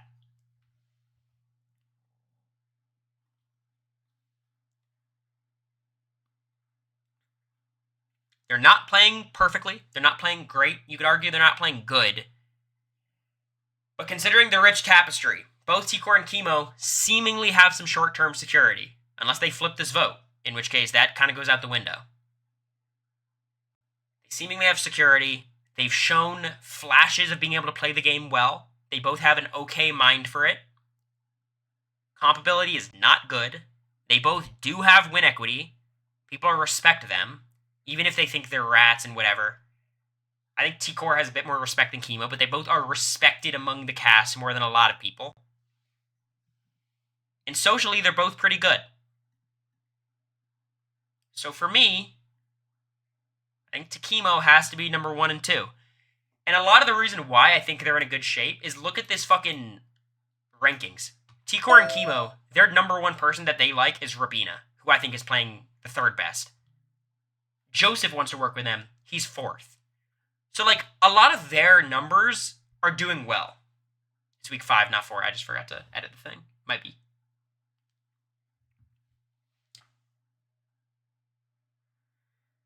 So, it's a weird player rankings, because, like, let's just go back to this.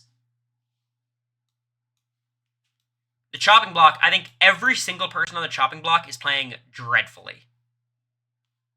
Everyone in the player rankings, Tucker, I think, is a terrible player. Chelsea's a good player, but might get evicted now.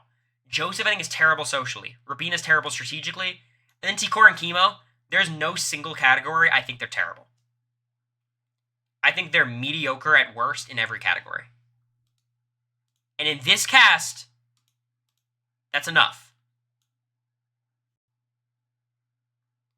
Besides compability, I think T-Core and Chemo are not much worse at comps than Rabina or Leah or Joseph or Angela. You know, like, I think they're in the middle of the pack when it comes to comps. Like, they're not terrible.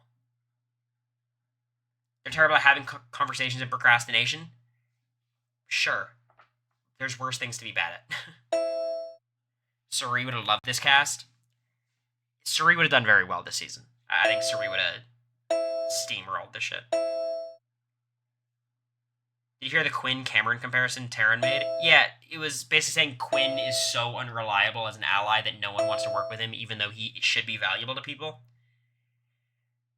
I agree, but it's for different reasons. Cam spoke too little.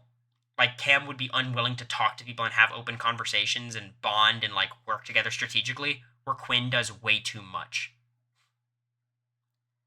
Quinn does way too much. Spills to too many people. Cam thinks he has it all in his head and just won't accept outside information. Quinn just yaps and yaps and yaps and yaps. So they're very different, but there's some similarities. You would low-key clear in this cast. I think I'd do well in a chaotic house, which is what this is. I think I'd basically be Joseph, but a little bit better socially. But I think I am a person who thrives in a chaotic house, when there's a lot going on and a lot to navigate.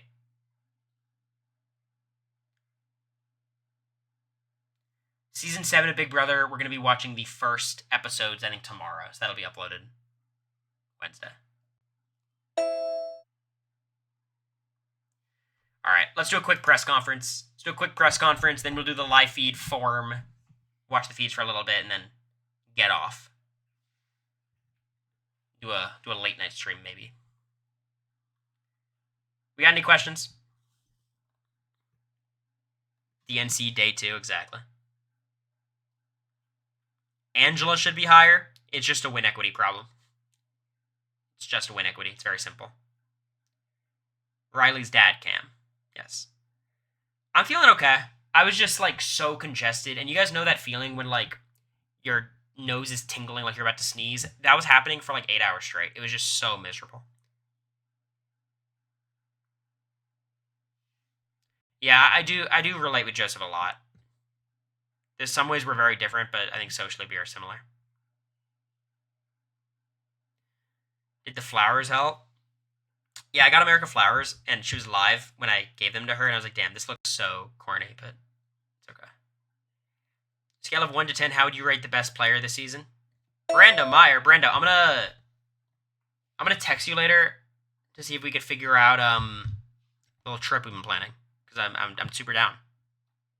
But I know it's pretty late, but I wanna figure it out.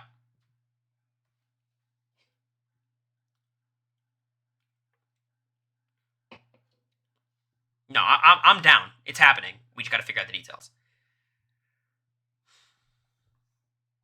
I mean, like, if you're talking Stockwatch, you'll see where I'm gonna rank them. But like, I think you have to rate people on this cast relative to people on the cast. But in a vacuum, I think I would give like Cory a 6, Chelsea a 6 as a player, like above average. I think Cory and Chelsea are both above average Big Brother players, and so is Joseph. Like, Big Brother, you have to understand, the average player is really bad. The average player is bad. So if you're mediocre, you're above average. It's another cruise, yes, the Survivor cruise. Brando actually turned down his invite. He said, Tony and Sarah are there, ACAP. That's what he said. I can show you the text. Actually, the glare is going to be too bad.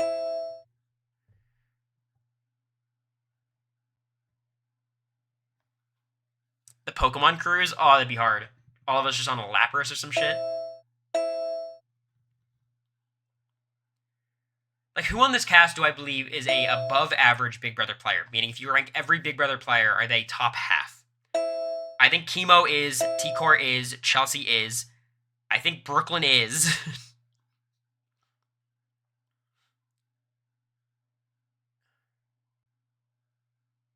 Joseph is. That's 5. Is Cedric? Probably not, but I was gonna react to their body cam footage, but you have to request it. So funny. That's so funny. Where are you gonna do the react to Sarah Lacina interrogation? I think there's a video online somewhere. That'd be a crazy stream, reacting to their body cam footage. It's also on the list.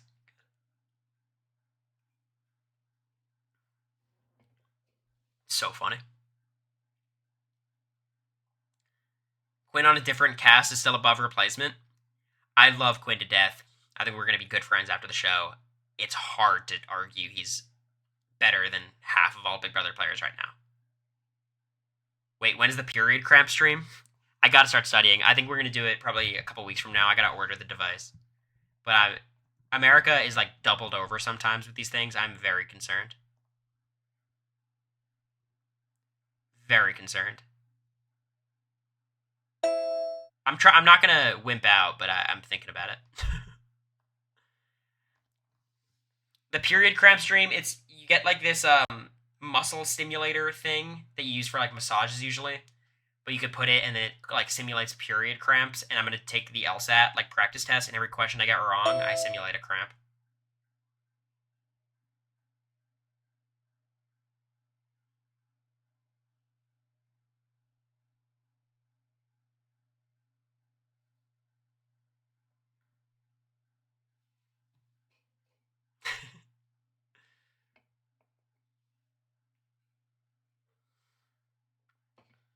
It is a crazy question to ask, simply, but it's all right.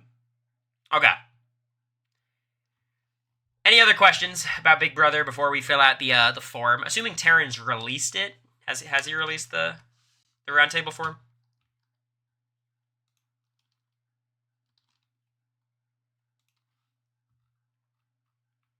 Yeah, he has. Okay. Love when men do this because it shows they're all babies. No offense. I mean, that's the point of the stream, right?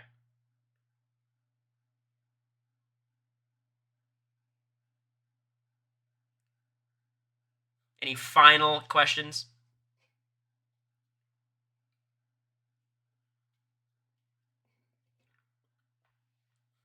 Double eviction will probably be it'll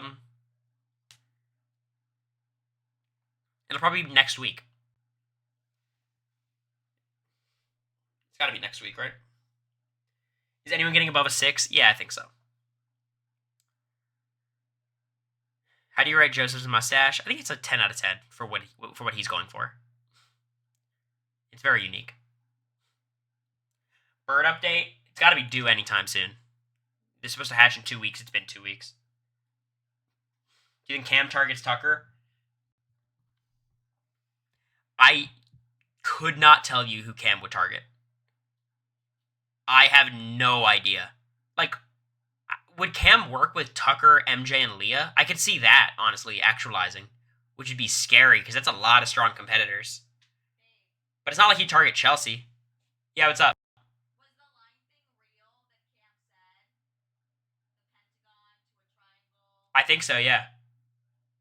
I mean, I don't know, but that seems like a weird thing to lie about. America and I are talking about a conversation between Cam and Chelsea where it's like the Pentagon's become a triangle, which is the three of them, and then he's like, it's about to become a line, which is really funny. I assume that conversation actually happened. Cam would do what Chelsea or Tucker says. Yeah, but do you understand the problem, Fleur, of like, he can't do both. They have very different plans. Their plans are likely to target each other. I think Cam is secretly like a really good HOH outcome, like a really interesting one. He did say it, okay. Seems like a funny, nice guy. Like, I really do feel kind of bad about like how much I've been shitting on Cam, because I think Cam seems like a good dude. Like, of this house, I feel like he'd be one of the most fun people to just hang with. But it's just, in terms of Big Brother casting, it's like, damn. He could definitely target Quinn. I think him targeting Quinn makes a lot of sense. This cast is overall so unproblematic, it's quite refreshing. Okay, you want to talk about that for a second? Because I think we have to keep in mind that the feeds are being cut way more aggressively than before, and it seems like this cast is under NDAs or something to not say what happened in previous weeks. It's based on what we can see, I agree. I do agree. And I think, just thinking back, I've been listening to some of the updates from last year, it's like, there's no rampant, like, misogyny or sexism or racism. Like, it doesn't seem like that's happening. Because on our season, there was a lot of stuff that was not ambiguous, but it was like, okay, you're obviously not going to get kicked out for this kind of behavior, but it's definitely creepy and bad. Like a lot of the shit-talking Matt was doing. You know what I mean?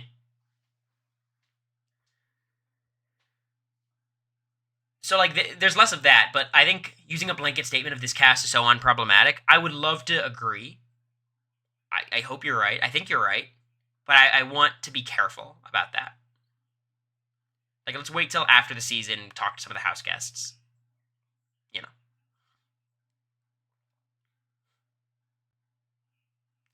Yeah, Leah's said stuff that they can't talk about, and Angela had that whole situation. We just can't know. We can't know. And I feel like speculating is not helpful.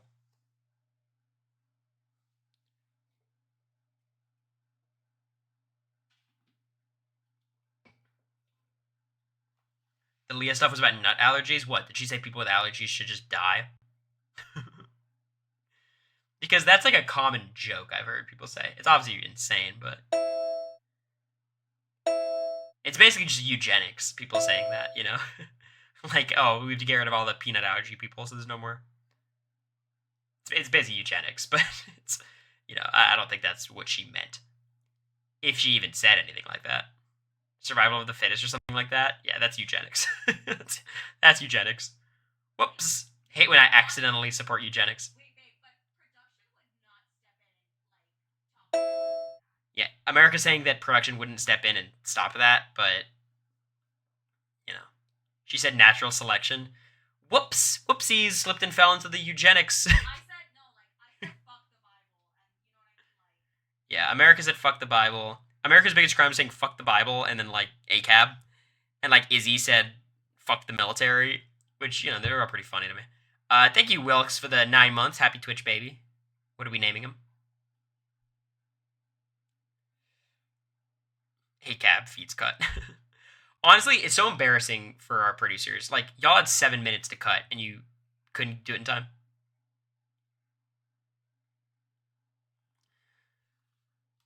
Also, if you guys haven't already, read Izzy's article. I thought it was super, super well written. Basically arguing that, like, kindness in Big Brother is active strategic gameplay. Having a strategic reason to vote someone out and, like, being able to speak about that is the best thing you can do. Is a 7-minute delay confirmed? Well, it's not. The reason there's a 7-minute delay and we can confirm it was because in the house I'd be like, yo, it's 1:55, and you guys at home would know it's 2:02. So, like, the delay was there, for sure. How do you guys get, what's the link for the thing?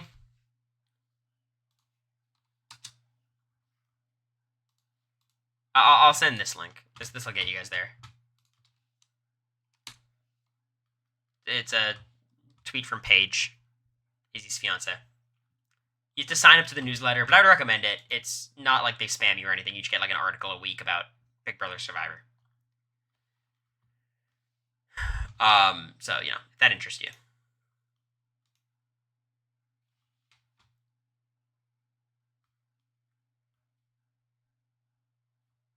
You're only a minute or two ahead. Interesting. Okay.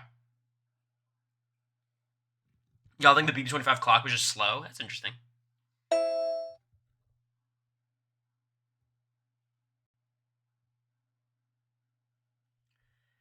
Okay. This is a question I'm asking in, like, I guess pure ignorance. Like, TWAT. How bad is that word? Like, I know what it means. I know what it's slang for. It's a curse word. But it's not like a slur, is it? I feel like I'm being transported into another universe. Like, I don't know if I've said it because it's such a weird word to say. Like, it's not something that would come up in your vocab, really. Yeah, it's more of a UK thing, I guess. So I don't get it.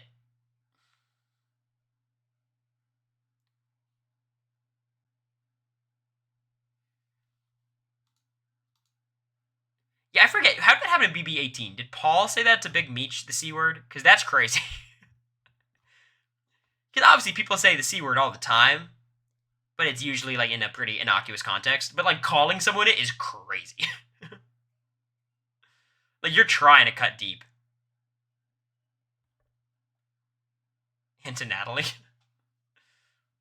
He's like, or they're like, rather, like, why'd I lose the jury vote?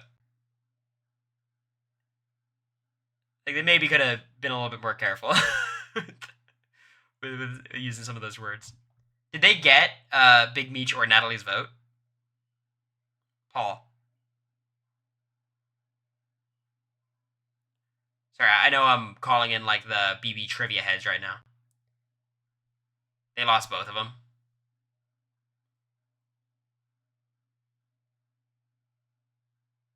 Michelle voted Paul because she hated Nicole. Okay. All right, well, look. Getting 50% of the people you called the C words vote is a massive success. Huge success. So good for Paul. Good for them. Okay, let's fill out the Stockwatch form. That's our final mission on today's stream. Last thing we got to do.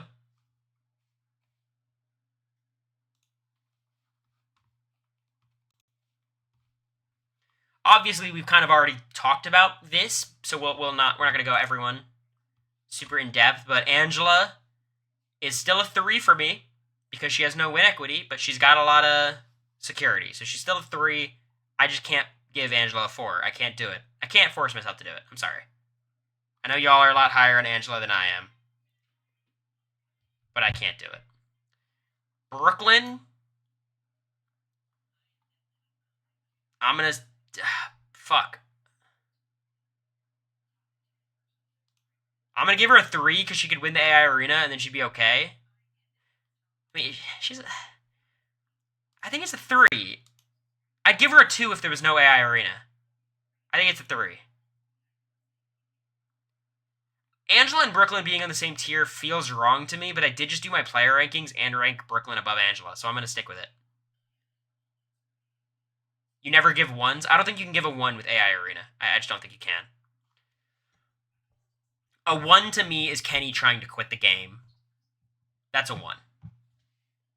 A 1 is you've been put on the block, all the votes are against you, there's no AI arena or power or anything. If she stays, she has some runway. So I don't feel comfortable giving her a 1. You can give a 1 with AI Arena if they give nothing in comps. Yeah, but Brooklyn's competing against Chelsea and Cam. Cam has shown no comp ability yet. Chelsea has won a quiz. Thank you, Jackie, for the sub. Tier 1. Love to see that tier 1s. Appreciate you. But yeah, Brooklyn's a 3, so that's how I feel. Cam, this is a boring ass Stockwatch. Like, I did have Cam as last on my player rankings and Brooklyn quite a bit higher, but I think Cam probably stays this week, and I don't know if he's going to be an immediate target, but he has no game ability, no strategic ability. Socially, he's not great. His comp ability should be good, but he hasn't proven it. It's just a 3. Like, I don't. What do I do? Then you got Chelsea, who I'm going to give a 4. And mind you, she was number 4 on my player rankings, or 5 on my player rankings total. But she might go home this week. That's a huge problem. Everything else she's doing well, but she might go home this week, so it's a 4. Joseph, I'll give a 5. I hate the way he's playing socially, but I don't hate his strategic mind. I don't hate his positioning. His endgame plans are bad, but it's not like he can make those endgame plans happen, so it's not super problematic yet. It's not like he's in charge and he's choosing the wrong endgame. He just wants a different endgame than he should, and ultimately it's going to be out of his hands no matter what. This is such a mid-cast. Maybe gameplay-wise. Entertainment-wise, I think they're doing pretty well. Chemo, I'm going to give Chemo a 6 relative to the cast. I think he's doing well. I think he's doing well. He has so many problems, but I think he might even stay over T-Core if they get into that situation. He's playing a middle kind of game. I don't think anyone's targeting him. If they flip the house, they might start targeting him, but I think it's still fine. Leah, I'm going to give a 3. I think she's better than all these people. I'll give her a 4. No, she's a 3. She's terrible. No redeeming quality for Leah. She has security. That's it. MJ, I'm going to give a 3. All these people are the same. Every one of them. Here's the thing. The fact that everyone in the house is bad means that one of the bad players is going to win. Like, I can't say any of these people are worse than the other, because like one of them's going to... all these people can't get evicted. Like, some of them are going to make it to the end. I don't think T-Core's terrible, Sam. I think there's a lot to criticize, but I don't think she's terrible. Quinn? I mean, shit. I'm going to give Quinn a 4, because I do think Quinn's better than all these players, and in a better spot than all these players, but it's like a 3.500000001.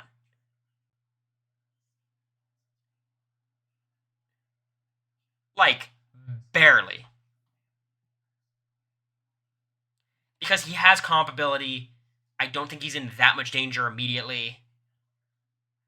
Quinn would have gone home this week if Tucker was strategic. We're living in the present, not the past. Mackenzie would have gone home last week if she didn't win the AI Arena. This is not a reflection of how good of a player Quinn is. I just think Quinn's a little better than these people in positioning game-wise.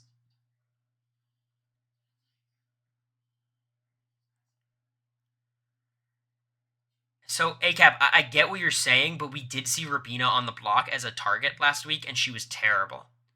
And Cam is on the block this week and is terrible. Like, I think if they're hiding something, they should stop hiding it now.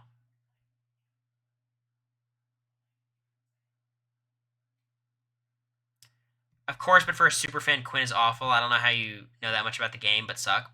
Yeah, I mean, Andy tweeted about this, and it kind of pissed me off. Like, Andy was like, you see, being a superfan, having superfan knowledge doesn't automatically make you good at the game. And it's like, who was arguing that? It feels like a super... What's the logical fallacy? Where you're just arguing against something that doesn't exist. Arguing against something that is not a real argument. There's a specific word for it. A straw man. Exactly. It's a total straw man. And it's aggravating because, like, obviously being a super fan by itself does not make you a good player. I'll stand by this. Quinn would be worse if he wasn't a super fan. I know that might be controversial because, he seems overeager and whatnot. His game knowledge is, like, the only thing that is helping him.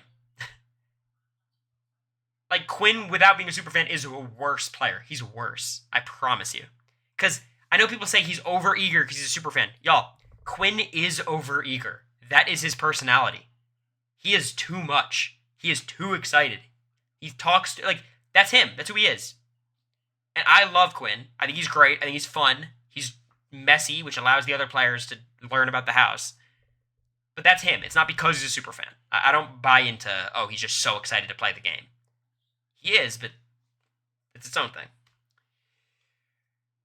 Rabina, I'm not giving her better than a 5. Because her strategic ability is just nothing. But, she's in a great spot. Strategically, she's bad, but socially, she's good. And her positioning is amazing.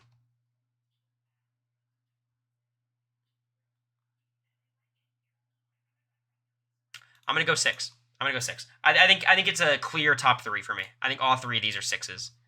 I'm not willing to give T-Core a 7, though. I think they're all in good positions. They all do have agency to make something happen, whatever they want to happen. They all are good socially. Chemo and T-Core are competent strategically, but Rabina is in a better spot in the house because she's closer to Tucker and them. So I'm going to have all 3 of them at 6s. You're way higher on T-Core than I am. I'm not even that high on T-Core. It's just relative to everyone else. Like, hey, bub, you're not high on T-Core. I get that. Who are you high on? Who's your number 1? Is it Joseph?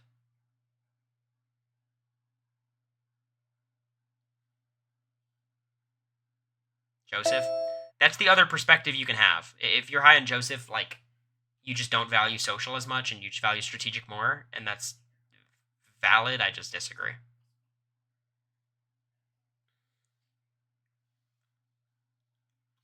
And then Tucker. I'm going to give Tucker a 5.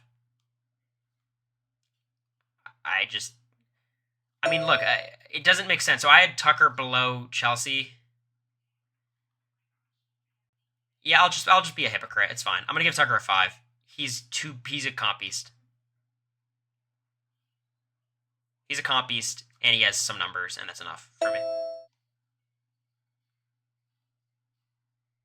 Joseph's game tanks if Tucker leaves. I agree. Which is weird, because I think everyone's complaint about Joseph is like, why does he think he can go to the end with Tucker? It's like, what other options does he have? No one else wants to take him deep. Is Joseph's best plan get to the final 3 with Tucker and then cut him? Maybe. His best plan might be final 3 with Tucker and Angela, or Tucker and Leah, and then just cut Tucker after winning part 2. You know what I mean? I think that's his best outcome. Right now, that's what I see as his endgame. Because he could beat Tucker in part 3 if he wants to just get a 50% shot of winning.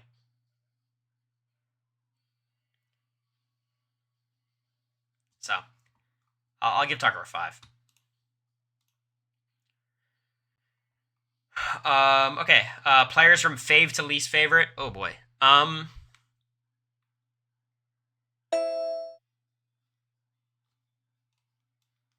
feeling Quinn these days. I enjoy Quinn now that he's on the back foot. Let's go least favorite. Leah's pissing me off. Not super high on Leah. She just is a bit of a drag on the feeds. Like she kills the feeds whenever she's on a camera, unfortunately. I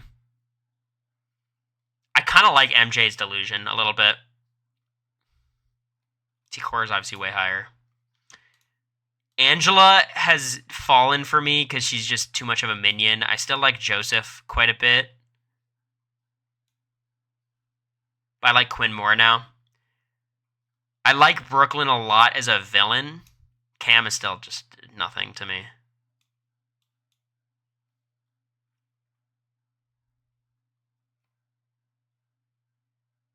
I do prefer Tucker to these people.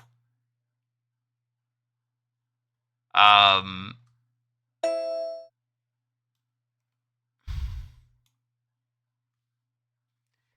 think it's something. It looks something like this to me: Quinn, Joseph, T. Core, Chelsea, Angela, Brooklyn, Chemo.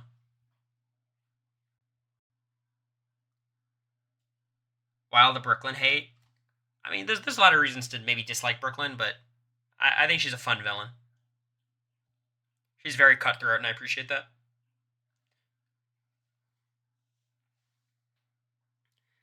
I like Chemo a lot. Yeah, you know what? I think Chemo should be up here, honestly. He's just... I like watching him on the feeds. He's just a little frustrating. Rabina, I do have below MJ, because Rabina as a player is aggravating to me. And MJ is probably worse, but I find her aggravatingness more funny. I don't know. Yeah, I'll stick with my gut. Alright, that's my ratings. The episodes this week, I enjoyed The Wall quite a bit. It's kind of weird. We do this poll when only one of the episodes is aired. Right? Or I guess they're saying they're Wednesday, Thursday, Sunday is what they're... I don't know, it's fucking 5. The feeds this week, they've been good. I'd say 7. They've been good feeds. Season as a whole, I think it's an 8. The Cedric flip helped a lot. Tucker's HOH reign, I think it's been good. I think it's helped him overall. If it flips on him, it obviously didn't. But he's gotten a lot of people close to him. He's gotten MJ and Leah on his side now. Quinn's still targeting him, but, you know, it's fine. Like, Brooklyn and Chelsea are too. He's getting one of them out. Him using the veto on Quinn's terrible. He's kind of losing T-Core, but he's pulling in Angela and Chemo closer. I don't think it's terrible. The AI arena twist. I think it's good. I think it's hard to argue it's bad. It's really bad in terms of you can't get the comp beats out. I'm going to keep it at a 5. But it makes the show so much better that can we as superfans just accept the consequence of it? Like, I hate that it enables compies. I hate it. But it does make the Thursday episodes awesome. It hasn't prevented people from flipping votes like we thought it would. And the AI competitions haven't been inequitable, really. Obviously, just by virtue of having the comps, it is more inequitable. But they've been pretty good. I think it's a 5. The AI Instigator, I'm going to say 10 because it doesn't affect the game that much. Who do I want to be evicted? Cam. Obviously. That's it. Alright. Alrighty. There we have it. Why when I hit submit, it immediately sent me to Terran's Twitch channel? He's a goat for that. That's crazy. What a genius.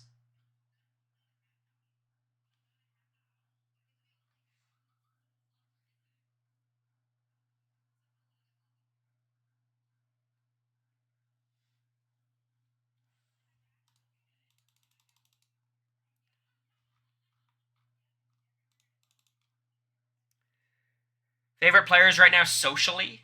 I think the best social players are probably like Chelsea, T-Core, and Rabina, maybe.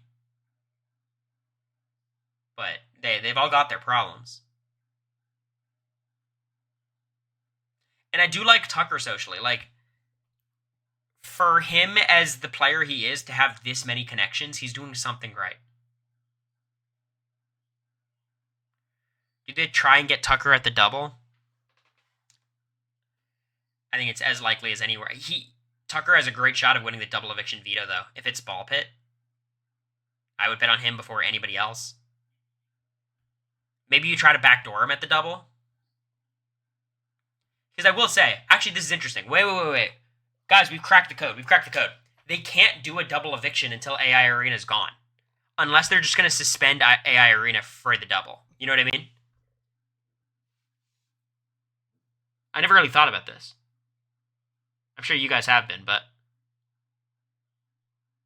So the double is the best part to get Tucker out. They suspended Battle of the Block for the double? Okay. So I think he could get backdoor during the double. I think if the house guests knew that's how the double eviction worked, maybe they would do it.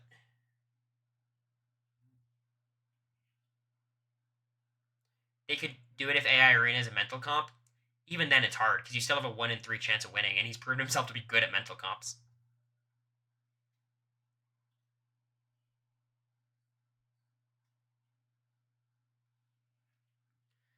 I think the AI Arena is going to go until, like, the final 10, final 9. Like, I think they want it as far as they can take it.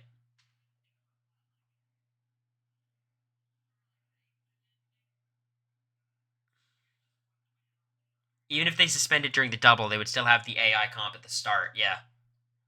They would almost need, like, an extended time slot. So maybe there is not going to be a double. Maybe they end AI Arena, and then the double is the week after that. That is tricky. I never really thought about this. For narrative, I need Quinn to take Tucker out. See, like, I get that. Like, obviously, people loved me taking Jared out because of the narrative, but it's almost, like, more interesting to have someone like Matt take Jared out, or someone like T-Core or Chemo to take Tucker out. Not that Chemo would. But, like, that is often more... Because when you just get, like, a result, like, one enemy wins, he's going to target the other enemy. That's fun and satisfying, but you almost, like, want the more nuanced result.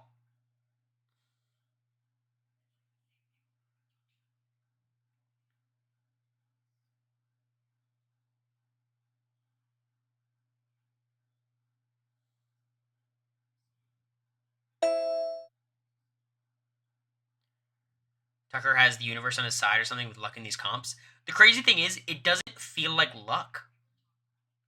Like, he was good at that veto he beat Cedric in. Hide and go veto, apparently he had the best spot in the house by far.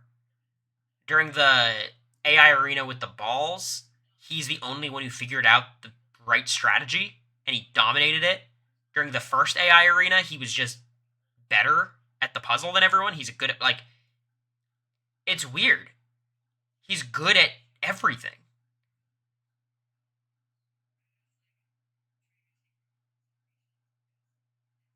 Which is... The only thing he hasn't proven himself in is quizzes. He can't do quizzes as well, which is not good, because those come up a lot.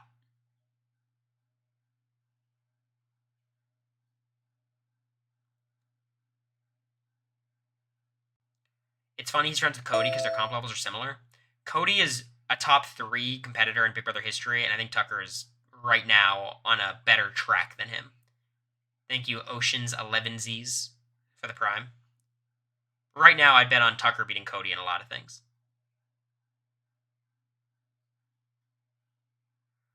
And y'all have to keep in mind, like, the quizzes and, like, the double eviction type knockout, those are, like, more luck than you'd think. Some people are really bad at them, like Jag was just terrible at them. America was not really good at the quizzes. And, like, Blue was consistently good. Maybe it is less luck than you'd think, but, like, Felicia getting to the end of, you know, the comp that Bowie won, and Bowie, like, they both were not great. Didn't, like, study much. Especially when it's 50-50, a lot of it's luck. Because the questions get so hard that no one knows the answer to them. And, like, those ones where it's like, here's what I'll say. They have these, like, knockout comps sometimes where it's A and B are the 2 answers, and you have to pick one quickly. Those are all luck, because you can guess and get a 50% shot. When there's 3 answer choices, A, B, and C, it's a little bit more skill. But even then, a lot of that's luck. Like, I know a lot of you guys saw Bowie won 3 Alley Cat. But I'm just telling you my thoughts. Like, I've done these quizzes. Like, there's a lot of luck in them. Especially the ones where you're, like, looking at something quickly and then having to... Like, you could be better than it at some people, but Bowie was also horrendously bad in the tiebreaker. It's, like... It's... Look, I don't want to discredit it. Like, I was good at quizzes, and Blue was good at quizzes, and Izzy was good, and, like, you're consistently good. Like, there is a skill set there. But you could win a crapshoot quiz. Like, Jared winning odd couples. Like, sometimes it just happens. I know a lot of y'all were like, oh my god, Cory, you were so quick beating Blue at the end of the double eviction HOH. It's like, I didn't guess, but I certainly wasn't sure. You just gotta hit the button. It's more of a social thing, yeah. The knockout comps, at least. Like, I didn't get to guess against Suri. She guessed wrong. I did confirm my answer against Mimi, because Mimi was just slow on the buzzer. And then against Blue, I took an educated guess. I ruled out an answer choice, didn't see any problems with the other one, and hit the button.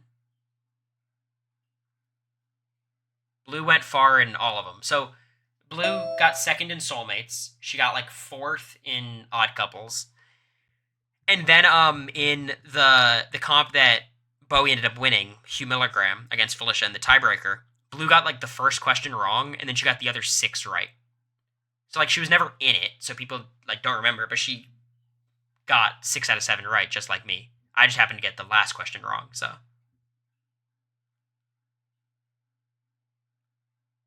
So Blue is pretty solid the whole season in quizzes. Name that too, she was not good. But.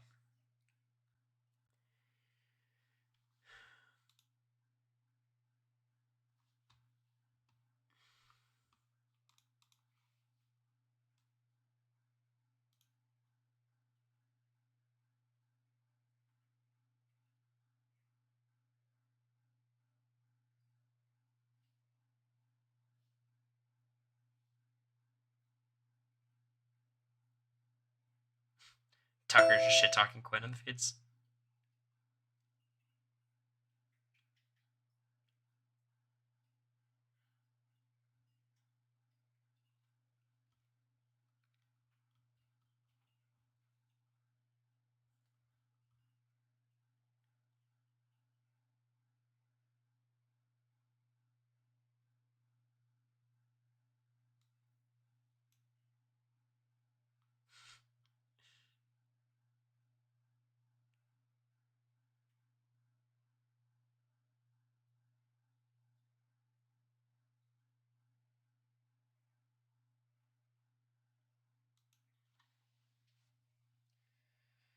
Okay, I'm going to end the stream there. It's been a nice 2.5 hour one. America and I are going to film the podcast at some point today. I might stream later, might not, so don't count on it. I've got to watch the feeds all day, basically. I'll be live tomorrow, obviously, with Taryn to do the Wurtenberger Wednesdays live feed update, see if the house picks up any momentum towards flipping. I think that's about all I got to say. I don't know. Veto stream? I don't think I'll stream the episode tomorrow. I might stream the episode. We'll see. I think I will probably stream tomorrow, but we're definitely streaming Thursday for the Patreon. We'll do the, watching the eviction live, of course. So we got some stuff. The guess for Game Room? We don't know yet. We've got some people we've reached out to. Okay. I think that's basically it. So maybe stream tonight, probably not. Probably stream tomorrow. That's where I'm at. Thank you all, and I will